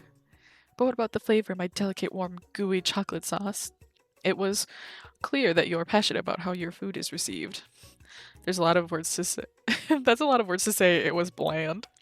Excuse me, Bay, I am far more than capable enough to speak for myself. Ooh. Maybe you could tell me more of your thoughts as we walk into class, Colonel. I'm always interested in discussing the fine arts of fine foods. See you inside, Bay. Oh, no! Annoyed by Colonel Sanders' inability to see Ashley for who you know she really is, you walk across the quad to get some distance. In an attempt to distract yourself from how slighted you feel by that interaction with Ashley, you take out the spellbook you recovered yesterday and start flipping through the pages. Whoa, what's that book? It looks like bad news. I thought you left. It's just something I found lying around. It appeared to be some sort of grimoire, but I don't really believe in that magic stuff. A grimoire? Like a book of spells? I don't know. Who would spend so much time decorating a magic book if it weren't really powerful? And think of one surefire way to find out. You open to a page covered with arcane warnings. Cast only in case of extreme emergency, it says around the edges of the page. I could use this spell here. That says it will erase anyone I choose from all my memories. If I scrub out Colonel Sanders, it would probably help me focus better on the upcoming final exam. That is way drastic. Can you do something else, like anything else, not rooted in dark magic? Maybe tie a string around your finger? Okay, fine. It is drastic, but desperate times call for desperate. Are we really that desperate? You've got a memory erasing spell sitting right in front of you, and a pretty good excuse to try it out. I kind of want to cast it, but I know that that's probably going to be like the wrong answer, but we're going to do it anyways. You begin to recite the spell, but you stumble on the words, and the only effect it seems to have is to make you forget what you were doing. Oh right, after looking at the page again, it comes rushing back to you. You've got a memory erasing spell. We're just going to keep going through this loop. Yeah, okay, don't do it. You take your friend's advice and put the book away. It's almost time for class. Sprinkles is already in the room, waiting for the students to arrive. Oh man. There's a lot of talking. He clears his voice to make a quick announcement. I want you all to know I feel something of a dog moment coming on, but I assure you it's nothing to be afraid of. His cute little nose scrunches up and he begins to breathe quickly. He must be hungry. Reach for some old homework to give him as a snack. You reach into your backpack and grab some homework from last semester that you forgot to turn in. Sprinkles immediately goes for it and gobbles a sheet of paper like it's a piece of fresh chicken rawhide. I apologize for the outburst. I know it seems cliche, but not much in this world satisfies like ungraded work. My bae, were you studying something with cinnamon? I have been sitting in on a lecture series around the art of cake baking. How insightful. This actually brings up an important point. Thank you, Bae, for reminding me to dole out this indispensable bit of wisdom. You see, but before he can go any further, Miriam's love drama spills over into the class. Sprinkles is interrupted by words and sparks coming from the back of the room. I told you to save it for after class. Oh. You think I wanted to be thrown from a plane strapped to a stranger? Miriam and Clank appear to be arguing, but you still haven't learned to speak Clank's language of mechanical noises. Word. But no, you had to show off to your cool kid friends Jeff and Joan. J&J forever. Watch us form a triangle in midair as we descend. Triangles are the strongest shape, don't you know? Bzz, bzz. Yeah, well, that doesn't make it great. It doesn't make it a great date. Beep. Word. Then take Jeff and Joan with you. You can all hold hands if you pedal down the mountain or off a cliff for all I care. Sad beep. Clank begins to shudder. Steam pours out of the gaps in his panel, and then a loud ding stops him in his tracks. Oh, beep. Bzz. No amount of seasoning is going to make me want to eat that, Clank. Oh. Clank burps out a completely deep-fried sneaker. Considering that he himself has wheels, not feet, it's not entirely clear where it came from. Oh. In terms of deep friend footwear, I guess it looks okay. I think that's supposed to be deep fried footwear. Clank slowly rolls out of the room to be alone with his shoe. Everyone tries to pretend like they didn't see that entire thing go down. Nothing like a loud public breakup to cast a pall over the final day of school. Well, that was unfortunate. But we mustn't be distracted from what lies ahead. The final competition showdown challenge exam. Trademarked. I'm still working on the title, but I think you get it. Test time approaches. See you all in the arena. But before you can think about your upcoming competition, there's a very beautiful soul nearby in need of a pep talk. Hey Miriam, are you okay? Okay, I'm so mad I could smash a tiny mug, spilling several droplets of hot cocoa all over the floor. How could he embarrass me in class like that in front of everyone? Her tiny cocoa is a delicious treasure, so you know that this breakup is no joke, even if the source of her frustration is such a silly boy. I know that you know this, but I'm gonna say it out loud. You don't need anyone. Me and you, we're gonna cruise through this final test and hit the carpool lane to Success City. Miriam brightens up, imagining the wind rushing through her short bangs, but she hesitates to embrace the feeling all the way. You're not gonna saddle up on Colonel Sanders' stallion and ride off into the sunset without me? Of course not. Well, maybe sort of, but I'm sure there's a pony out there with your name on it and a ranch big enough for both of us and whoever else we want to bring along. If it's not Pop or Clank or anyone else you meet today, tomorrow, or this whole year, so what? You're a special person who shouldn't settle for the first someone to show a little interest anyhow. If that ain't the most correct thing I've ever read in my life. Miriam gives you a big hug and wipes the tears from her cheeks. I should really review my menu for today. I'm going to make a very special soup, and I bet that Professor Dog is gonna love it up.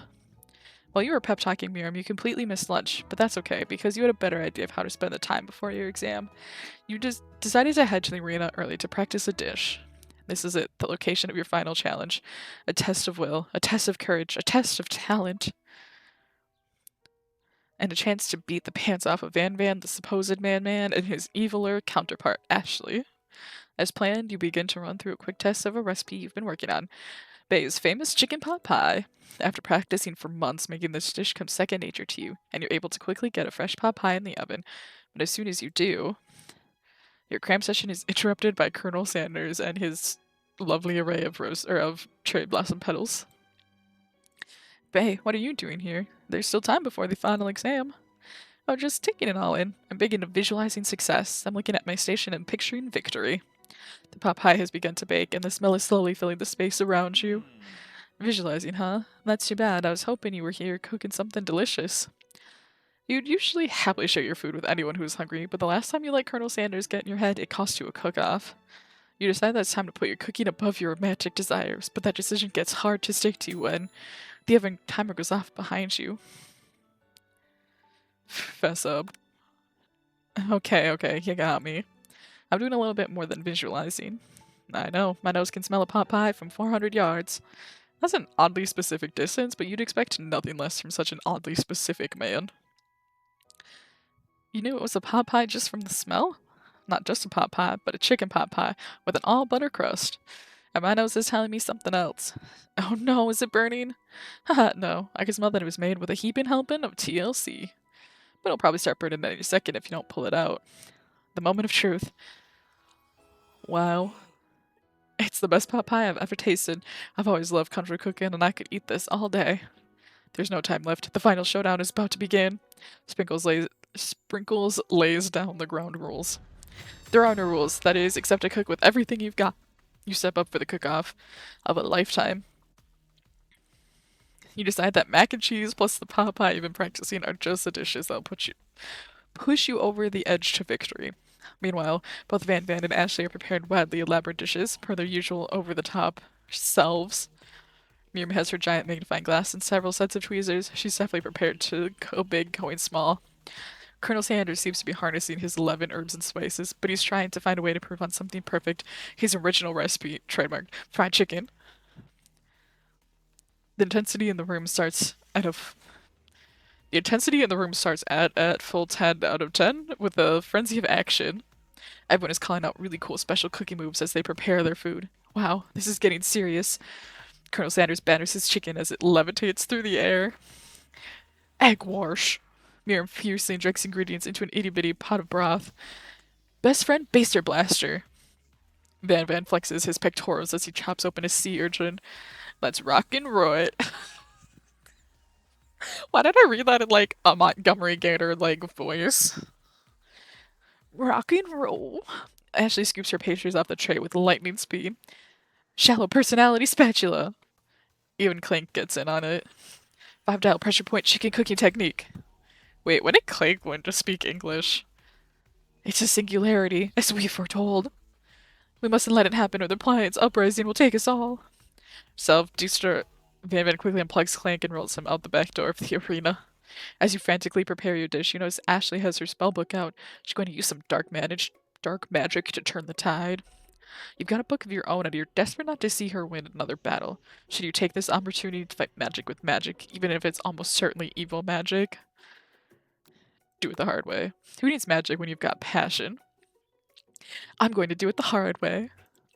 Colonel Sanders sees that you've chosen to win on your own terms, and he gives you a subtle wink from across the room. I believe in you, Bay. Miriam notices too. And I've always believed in you, Bay, since we were little kids, because I'm your best friend forever. You turn to notice that Miriam is at your station, cheering for you. Miriam, what about your dish? If you're here cheering, who's cooking? Tiny food, short cook time. I'm actually already done, so I thought I'd help you. Well, that's sweet, but Miriam tosses a handful of spices directly into your boiling noodles. It's the secret ingredient. Oh no. Guys, we should have told her about the ingredient. However, she doesn't know that you lied and the ingredient was made up. And where in the world did she get I have newt from? Oh no! I was trying to protect his honor! The boiling pot explodes, sending Miriam flying backwards. The rowdy noodles begin to swirl in the air, bubbling up into a dark cloud that thickens and congeals before your very eyes. It is I, Steve, the spork monster. Steve, wait, what happened to Borko? You're not here to battle me, are you? We spork monsters are many. I think Borko had the day off, but you have conjured Steve, and I hate to battle, so I'd say you're doing pretty alright. Oh hey, you're in the middle of a cooking competition. I love this stuff. It's better than TV. You crazy kids and your culinary skills really impress me. Mind if I hang out? I'm sorry, Steve, but I'm kind of in the middle of something. Do you mind? Steve the spork monster notices that you've got the grimoire stashed beneath your cooking station. I see what you're up to. Crisscross some magical items and accidentally summoned me, huh? Yeah, you guessed it, sorta. If you're here, would you mind tossing some fresh noodles into a pot of salted water? I'd love to. I've always wanted to be a top chef, actually. You know, when I was just a little spork pup back in the old country. You can feel Spork Monster winding up to tell a very long and involved story. You don't know exactly where they came from, but it seems like it was probably lonely there. Actually, you know what? Maybe you should watch from the stands. I really need to focus on this competition. I understand. It's kind of like that time in monster school that I had fallen asleep during scare tactics class, and when I woke up, you toss a serious stare at Steve, and he takes the hint. Never mind, I'll tell you later. Good luck. Having suffered this huge setback, you don't know how you could ever win. Just give up. Summon deep power. You can do this. I have what it takes. I came here to win. Your hair turns back and cheesy orange as culinary energy flows through your body. Ew. That looked horrible on me. My heart is pure, my hands are steady, my taste buds have been preparing their entire lives for. Yes, Bay. You are the chosen one. You will avenge me. The power you'd been summoning immediately fades back out. You interrupted my inspiring monologue. Sorry. My heart is pure, my hands are steady, my taste buds have been preparing their entire lives for this moment. I will show the world my cookery. You begin to levitate off the ground, energy courses through your body. You know that with this power you can do anything. Except turn back time, which would be super useful because while you were powering up, your chicken pot pie overcooked in the oven and can't be served. But don't worry, dear Bay, you may have suffered some setbacks, but all is not lost. Impressed with your fortitude, Colonel Sanders decides you've earned his support. I've been watching you today, and I must say, I'm truly impressed. You've been thinking on your feet and rolling with the punches. He steps up to your station and stands right beside you. I'm here to help. All you've managed to make is mac and cheese, and time is almost up, so you're going to need it. But Colonel Sanders, what about the test? What will happen to you? What about the rules? Following the rules has never really been my thing. I follow my heart. What a guy. Colonel Sanders unfolds a delicate white towel to reveal the most delicious fried chicken tenders you've ever laid your eyes on. And besides, sometimes unexpected combinations can have surprising effects that surpass their individual efforts. Are you suggesting? If we combine forces, we can form the perfect food union. Time's up, students. When time expired, it's the moment everyone has been waiting for.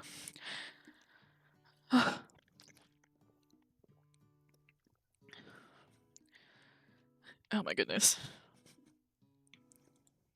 You must now prepare to present your dishes. A handful of students stand tall, but the class seems incomplete. It seems we're missing some students. Pop? Clank? From off-screen you hear a pure and innocent giggle that can only come from one student. Hee, I'm flying. It sounds like it's coming from that broom closet over there. Miriam, would you mind? Inside of the closet you see Pop hanging on a broom hook by the elastic of his underpants. Pop, get down from there right now. Let me guess, did Van Van have something to do with this? When someone asks for a wedgie, who am I to refuse? I thought a wedgie was a salad. It looks like Pop is eliminated from the challenge, seeing how he didn't cook anything. I can't feel my legs. May I be excused? Sure. You kids and your pranks. I must say it's not the worst prank at UCSAL history, but it's not exactly yearbook material. Wait a second. Pranks, clank. Where did that pressure cooker roll off to? You wait to hear a signature whir, beep, or other onomatopoeia, but there's none. Somehow he must have gotten unplugged, I guess. We'll have to figure that out later. That leaves only 4 remaining students. Please collect your final projects. Isn't there 5? Miriam, me, Colonel Sanders, Van, and Ashley? Shouldn't that be 5? Yes, it has been a long semester. Wow, 3 whole days long. But after days of hard work, the time has come for me to eat. Miriam, please step forward. Or, like, are Van and Ashley together? Like, they just come as a pair. Now, describe your dish. I've made tender udon noodles and a savory soup. That looks so good if it wasn't tiny. My word, it's so delicate. Is that a teeny tiny naratomaki I spy float in his itsy bitsy bowl? Yes, chef. Please, call me Sprinkles. Chef is my father's name. Yes, Sprinkles, and some green tea made from baby tea leaves that I picked myself. Sprinkles carefully sniffs around the dish before opening his mouth and letting just the tip of his pink dog tongue dip into the bowl. Sublime. Would anyone else like a taste? Oh, come on, I'm not one of those dogs who doesn't floss. I even have a really cute electric toothbrush for dogs. Fine, I'll enjoy it all by myself. And in a flash, the entire meal has been devoured. Not that it took much, it was less than a thimble's worth of soup. A+. Really do I taste a dish with as much love poured into it as yours. Aww. Miriam is overjoyed. She gives you a huge hug. Good, she deserved it. Thank you, bae, for helping me to believe in myself. Van, you're up. Now, describe your dish. I made uni over smooth egg custard and an axe posture check. Ugh. Ugh. Just added a stretch in there just for you. Okay. Uni over smooth egg custard and an axe-hewn urchin shell topped with caviar. Did you skewer one type of urchin with spines from a second, different colored type of urchin? Yes, Sprinkles. A bit much, don't you think? That's exactly why I did it. A bit much is kind of my brand. Doesn't it look cool? Sprinkles leans in to sniff the uni, but he can't get his nose close on account of all the spikes. He begins to paw at it erratically, causing the custard to slosh around. Woof woof. Please be gentle with my cuisine. Grrr. Finally, Sprinkles goes all in, tongue first, but he can't get past all the needles. He reels back as his tongue is poked and prodded. Youch, my tongue! The professor appears to be having an allergic reaction to the sting. Oh no, I can't eat this. It keeps poking my tongue. This qualified. A stunning turn of events. Who'd have thought that serving food in a bowl made of needles could make it difficult to eat? Dejected Van does not go gentle into the night. Disqualified for glamour. Don't discount simplicity. Oh my god. This is the last you've heard of me. Before forcing us into his swollen tongue for another moment, Sprinkles graciously laps up a bowl of milk. I know. Yeah, I'm a dog and I drink milk. Get over it. Sometimes it helps calm my agitated tongue. Next student, Ashley, it's time to step up. Now, describe your dish. I made orange blossom Turkish delight and a light rose water syrup topped with French meringue and connected by sugar glass. That actually doesn't sound too bad. Indeed, it's quite delightful. However, I'd ask that you please refrain from eating it or attempting to taste it anyway. It's very fragile and meant to be a display piece. I don't think that's the purpose of cooking school, my guy. Don't eat the food at a cooking school? Got toast in your ears or something, bae? I told you, it's a display piece. Actually, I must say it is beautiful. However, this is a cooking competition at a cooking school. Yeah, which is why I cooked it and did an extremely good job cooking it too. I didn't realize that we're having an eating exam. If I wanted to be judged on eating, I go to the College of Eating, School for the Hungry. I suppose you could smell it if you absolutely insisted, but don't breathe too hard. You might disrupt the sugar spiral. If the food cannot be eaten, it cannot be judged. You are disqualified. Get fucked. Rage overtakes Ashley and she finally cannot keep her two-faced routine up. You wouldn't know high cuisine if it cooked you. And with that, Ashley storms off to rededicate herself to being the best, but this time without being shackled by trying to be fake nice and liked by everyone. This isn't the last you've heard of me, either. If this class gets much smaller, I'll be teaching myself. You and Colonel Sanders, the final cooks, step up together. 2 chefs.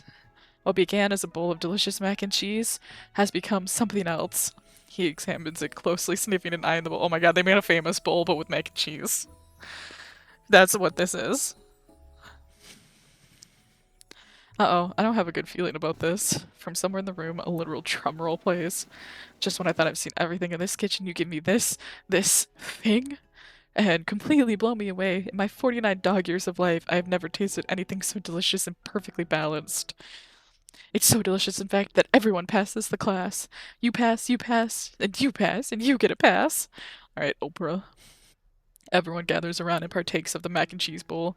They all seem to transcend this reality into another dimension. You win! Together, you and Colonel Sanders have made a new menu item.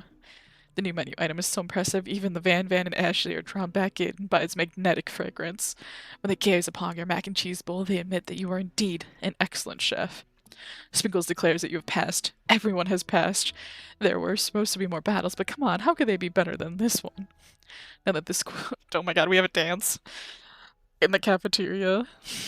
It's completed. Everyone has graduated. The students return for one last assignment to get their groove on. The cafeteria has been completely redecorated in order to serve as the site of the school's graduation dance. Compared to the massive high-tech cooking arena, the humble decor seems downright cute and cozy. Aw, I wanted more of DJ Dog. DJ Dog is in the house! You knew that Sprinkles was a master chef, but also a world-renowned turntablist? Who says you can't teach an old dog new tricks? Oh my god, these outfits are adorable. Van and Ashley tell everyone that they have committed themselves to righting the wrongs they did while they were the villains. For a moment, you actually believe them. Sure don't. Not another haunting. No ghosts allowed at graduation. It's clearly written in the school's bylaws. I was never actually a ghost. It was all a trick to get you to finally notice me. Oh, amusing. And now that everyone is together, it's the Spork Monster. He is totally mellowed out. Everyone, the Spork Monster is no more. From here on out, I prefer that everyone refer to me by my new name, Party Monster. Student tries to finish what he had to say, but everyone is too wrapped up talking to Spork. Sorry, Party Monster. Dejected student walks off. So sorry, my guy. Oh, she's so cute. Maybe things didn't work out for Miriam romantically, but she found the love in her cooking, and you know she's gonna do great. A red carpet rolls out across the floor of the ballroom. It's like a Hollywood movie premiere. Who could command such an entrance? It's Pop. He's arrived late to the dance, but apparently for good reason. Walking the carpet, you see a perch atop his dirty chef's hat. A crown? Welcome back, Pop. I know you weren't able to complete the final exam and accept your diploma, so we had it mailed directly to your father. We figured it was the least we could do for the school's dean. Oh, now I get it. And we get a new wing on the school, not to mention the honor of educating the son of the chancellor of such and such. The music at the dance is interrupted by the sound of sparkling and electrical hissing. It's Clank, who has arrived late today. Aww. Now that I've graduated, I can reveal my truth. Whoa, he's still doing the talking thing. I am Clank, and I am not of this earth. I am actually from a faraway planet in another dimension. What? What? I actually feel like I knew it this whole time. Now that I've learned the ways of your kind, I must return. Miriam, will you come with me? I don't know what to say. Besides, no, obviously. I'm just beginning to learn who I really am. This is a time for me to devote my life to figuring out who you are, Clank. You're blown away by Miriam's maturity. It's pretty clear she has managed to surpass you in that regard. I understand. Kind of. Humans are weird. A portal opens up and Clank disappears through it. Finally, Colonel Sanders arrives. Howdy, Clank. You. Fam, this is why. This took such a turn. Also, why do I hate him in casual clothing? Put your suit back on, sir. You look naked. I don't want to see your arms. Just like the first day you met him, he has come prepared to feed the entire class. However, it's not just enough to give them a bucket of chicken. This time it's a full meal. Of course it is. Yup. I expected nothing less. I didn't get to be the most famous chicken man in the history of chicken and man by not reminding people to go out and buy my chicken. The end. It's not the no, it's not the end. As everyone feasts on their delicious chicken dinner, Colonel Sanders finds you sitting at the edge of the dance floor. Bae, what are you doing sitting all alone? Oh, just waiting for the right person to ask me to dance. I wonder, might you tell me what are the qualities that you would expect to find in such a lucky person? Off the top of my head, I don't know. A spicy a spicy musk, a tidy goatee, and a degree from the University of Cooking School Academy for Learning, just to name a few. It truly is my lucky day. Would you dance with me? Yes, I would love to. As you glide across the dance floor hand in hand with Colonel Sanders, the future stretches out in front of you. And once my 100th franchise is up and running, I'll be ready to take a day off, and I'll be so glad to spend it together with you, bae. He's casual as you, yeah, I feel like they could have done so much better. How sweet, we'll work together and play together. Colonel Sanders stops dead in his tracks. Work together? Well, I think this is something I'll just need to do by myself. But who will help you run your restaurants? I don't believe I need help. Besides, based on your time at school here, do you really think running restaurants is the best path forward? Could it be you found your love connection, but failed to earn Colonel Sanders' respect as a chef? Oh, can you live with only half of him? Will you be able to endure sharing him with his other love, the life of an entrepreneur? I suppose I could enroll at pastry school. Oh, my dear bae, I'm sure you'll find your place eventually. And along the way, you'll have me by your side. The end. Wait, did I not get a good ending? Oh no!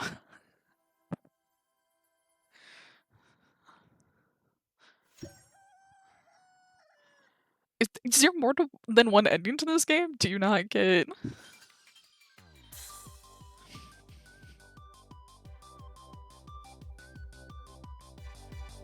I'm here for this music though. Like, this intro is fucking...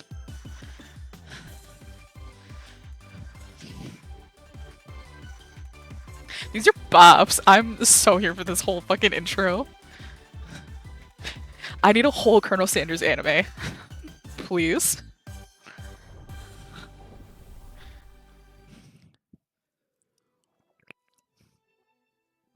Okay, wait. I need to look this up.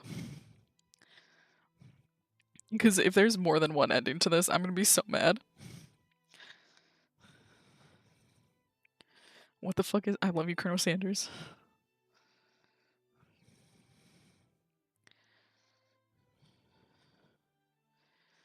Endings.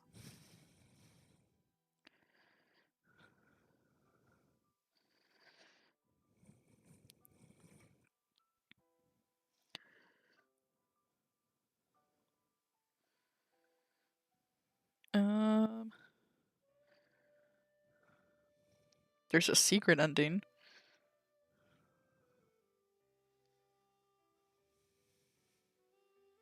Oh, you have to find like all the like secret ingredients, but I don't know where you find all of them.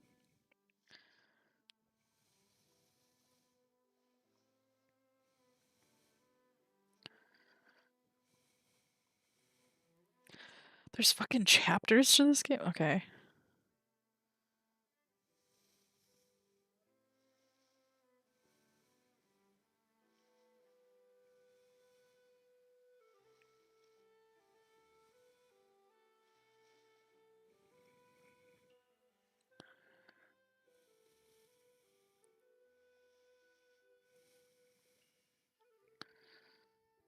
Okay. I mean, I feel like I picked all of these options.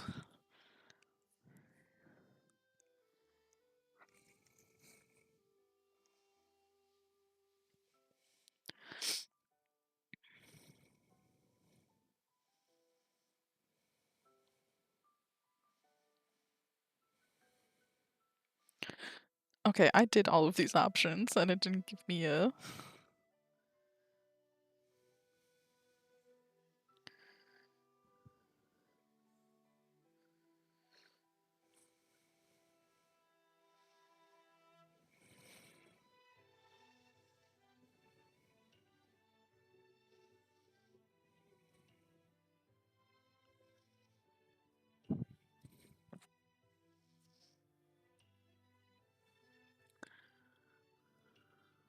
Um.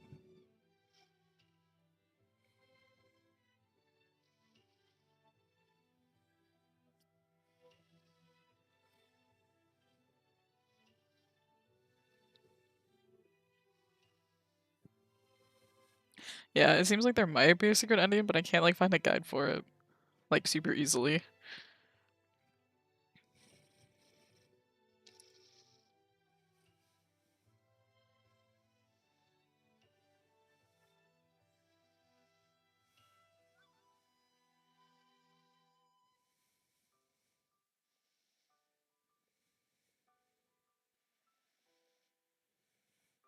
So,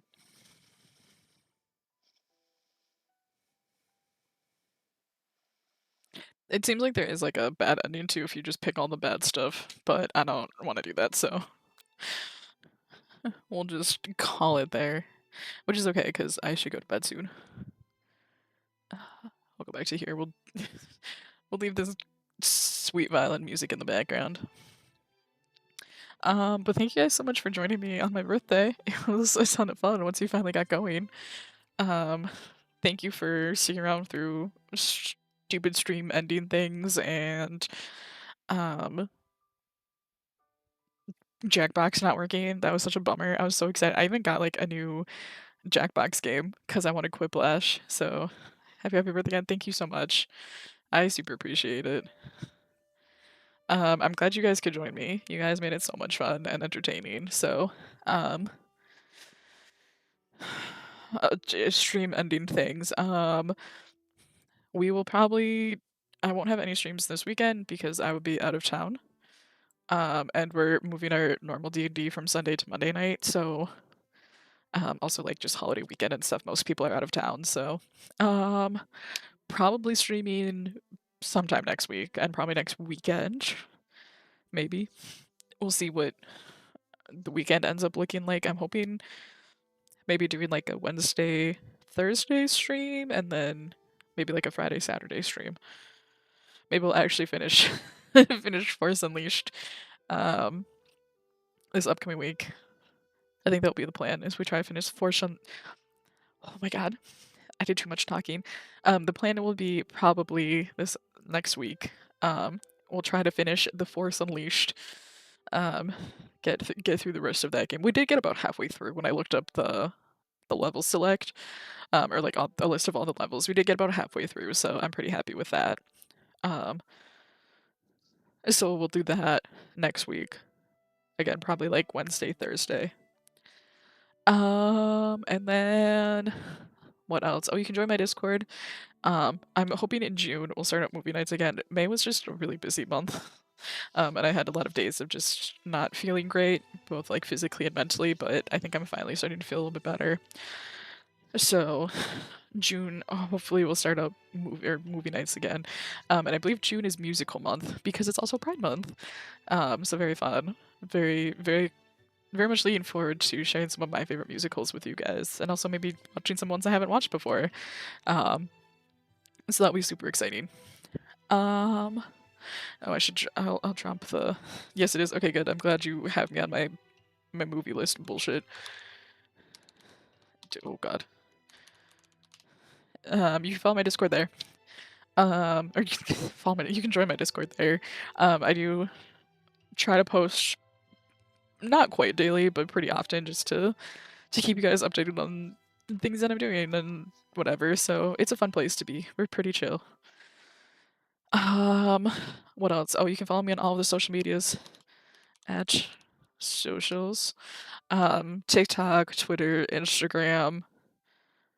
TikTok, Twitter, Instagram.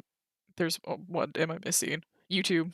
We have a YouTube now, which is super fun. I post VODs, drop VODs every Wednesday at noon Central Time. Is when the VODs drop. So they're just of past streams. They're nothing new. But if that's like your preferred place of watching streams, you can watch them there. Yeah, very exciting. Which is why I no longer stream on like Tuesday nights anymore, is because I'm always trying to get my VODs uploaded to YouTube. And because they're big beefy boys, they take several hours to upload completely to YouTube and go through all of the rendering and stuff, so fun times. I also do throw them through CapCut first just to kind of normalize the audio and stuff so they're not quite as bad as just watching it live. So they do take some time to get through, so you'll never catch a stream on a Tuesday night because I have to do odd shit. And especially now that like a lot of my streams are getting like chopped into two, because of stupid, I don't know, OBS or I don't know who's canceling my streams, my internet. They will start taking a little bit longer for me to actually get all the the videos together in CapCut too, because at least that way I can have just one long highlight versus having two separate VODs of it. So, if you want to get notified of when I'm going live, and you don't want to follow me on any other social media, but I do post on Twitter, Instagram, and TikTok all on like my stories, or well, Twitter just is a normal post, but on TikTok and Instagram I post my stories about when I'm going live. Not always the most reliable, but if you follow me here on Twitch, you will get a notification of when I go live. Hopefully they're actually going out successfully. It seems like they are, so that's cool. So you'll always get notified of when I go live. If you follow me here on Twitch, thank you again for the sub. That was super cool. Very excited on my birthday to get that. And I think that's it for me. We'll just, yeah, shoot for something this week. I'll be gone this weekend, so no stream this weekend, but we'll shoot for something next week. Finishing Force Unleashed, I think, is probably the best bet.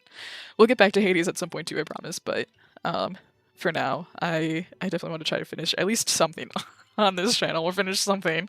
So Force Unleashed seems like the best bet to get done at another stream. So, and then something this something next weekend. Not totally sure what we'll play, but we'll play something. So stick around for that. Maybe we'll start Force Unleashed 2. Maybe we'll actually play Hades and get through that. Who knows? Or maybe I'll find something else to play. Maybe Jackbox will actually be working at that point. Who knows? Because we should. I would like to play Jackbox with you guys at some point too. It would be super fun. So, but I think that is it for me. Thank you again so much for watching, for hanging out with me on my birthday. I had such a good day, and getting to spend it with you guys and just laugh so much. Yeah, rain check, truly. But yeah, getting to laugh so much, and you know, just having a chill day during the day, but then hanging out with you guys at night was such a blessing. You guys are my people, and I appreciate you guys so much. So yes, thank you for being here. Thank you for follows. Thank you for subs. All that good shit. Happy birthday to the best chaotic being I know. I try. Thank you so much. Good night, guys. I love you. Bye.